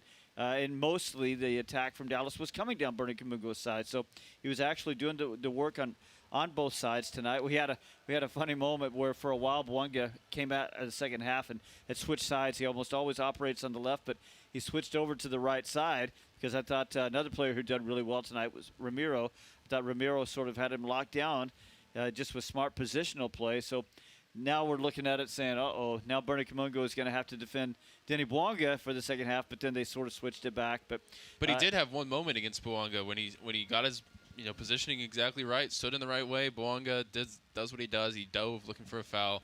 Nothing given there because Bernie got in good position and stood up strong. And so even in that 1v1 matchup with one of the league's best, he did well. So I'm with you, Sam. Another solid performance, and there's something starting to blossom with Bernie playing out wide on the left. It's just too bad, guys, that we're talking about it. And again, I thought Ramiro did great. Picked up a yellow card, then he had to come out. But playing a position, I don't know when's the last time Ramiro in his career ever played as a wing back. Sounds like we need to ask him. Right.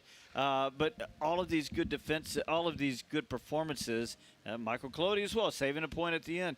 They're all on the defensive end. It's just too bad that they couldn't just generate a little bit more of an attack in the second half. And because right now, we have to, facts are facts here. 3 wins at home. They got 3 games left at home. Right now, they're sort of trending towards one of the worst home seasons ever, and they need 3 points. So I just wish they could have done a little bit more on the attacking end. It's too bad that all of these great performances we're talking about on the defensive end. Yeah, I think I did the math earlier in the season, and basically the minimum amount of wins you need at home in recent MLS history with this current playoff structure to get to the playoffs is 6. So 3 games left, have 3 wins. They've had an above-average road record, so maybe they could get there with 5, but absolutely need at least 5, if not 6, and that's going to be a tall task. I was about to check the schedule and see who we have it's remaining Austin, at home. the Galaxy, and Austin, Galaxy, and Colorado. Those are winnable okay, games. that's doable. They're winnable games. That's 100% doable. And if you're listening and you can be there and bring the energy and help the team get over the line, I think they're going to need you for sure because those are going to be season defining. Getting a little bit of help tonight because Austin has already lost and Salt Lake is looks like they're going to fall. They're down right now in the 72nd minute, down 3-1 at home to Minnesota. So, speaking of failed wingback experiments that are doing well this season, how about Dante Seeley getting a goal against Austin? How about that? Against Nico Estevez. He's actually had coach. he's actually had a good year. Shifted up back there. out to playing on the right wing, which is more of his game, and he's having a decent year. So, shout out to Dante, I guess. One thing, regardless of what formation the team plays or anything like that, I think there's one obvious place that the team really can improve their offense specifically, and that's corner kicks. 11 conceded tonight, only 1 generated for FC Dallas. And look, if should have been 2. Should have been 2. Should have been 2. That's fair. Yeah. So you're at a weird differential tonight, but even so, 2 corners on a night, especially when you're at home, that's not going to cut it. Especially if you're a team that is going to play right now a little bit more defensively. So Sam, are you saying that they're not doing well enough on corner kicks, or that they have to get more of them because that's a different problem for me? Honestly, yes, but I think I would like to see more. I think it's indicative of all the same things, right? Possession and getting numbers forward and getting crosses into the box. I mean, how many of the LAFC corners were generated from the previous corner kick, and they started to stack up? So quite a few. Just not enough numbers forward. This is kind of the same issue that leads to not enough corner kicks. And when you have 3 really aerially adept center backs in there, that can be a route to winning games, and Minnesota United has shown us that this year. They've been dominant on set pieces with a 3-man back line and great service. Dallas has those ingredients, but if you're not winning set pieces, you're not able to put them into the pot and start cooking.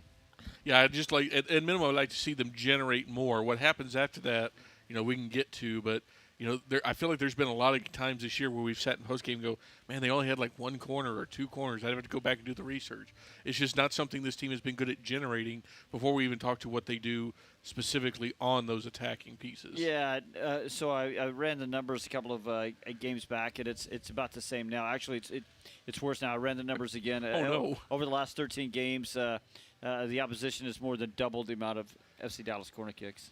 It's not what you want, to say the least. We're not letting Michelle cook. Right. No, they're not. No, but Drew Keyshawn's getting a lot of work. It seems like he's off the bench several times a game at this point. Before we get to closing thoughts, I don't want to let the postgame show go without saying a big thank you to our third commentator tonight, Maarten Paes. He told us before he came on the air, or maybe it was on the pregame show, that he wanted to be a sports commentator before this whole goalie thing worked out pretty well for him. But, he's now the second FC Dallas player to join us.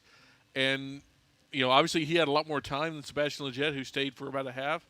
But I got to say, I think, Dallas, if playing soccer doesn't work out for some of these guys, at least for Lletget and Maarten Paes, they've got a future career ahead of them. Yeah, well, after the soccer thing works out for them, right? It's always going to be there for sure. And anytime he wants to come back and join us, he's absolutely welcome. It was a pleasure to have him. If you're the type of sicko hardcore fan that likes to do a rewatch of the game, throw the Burncast on, sync it up, and just listen to some of the insights that he brought, because he gave really in-depth, detailed explanations on some of the things the teams likes to do, defending, attacking set pieces, all of those things.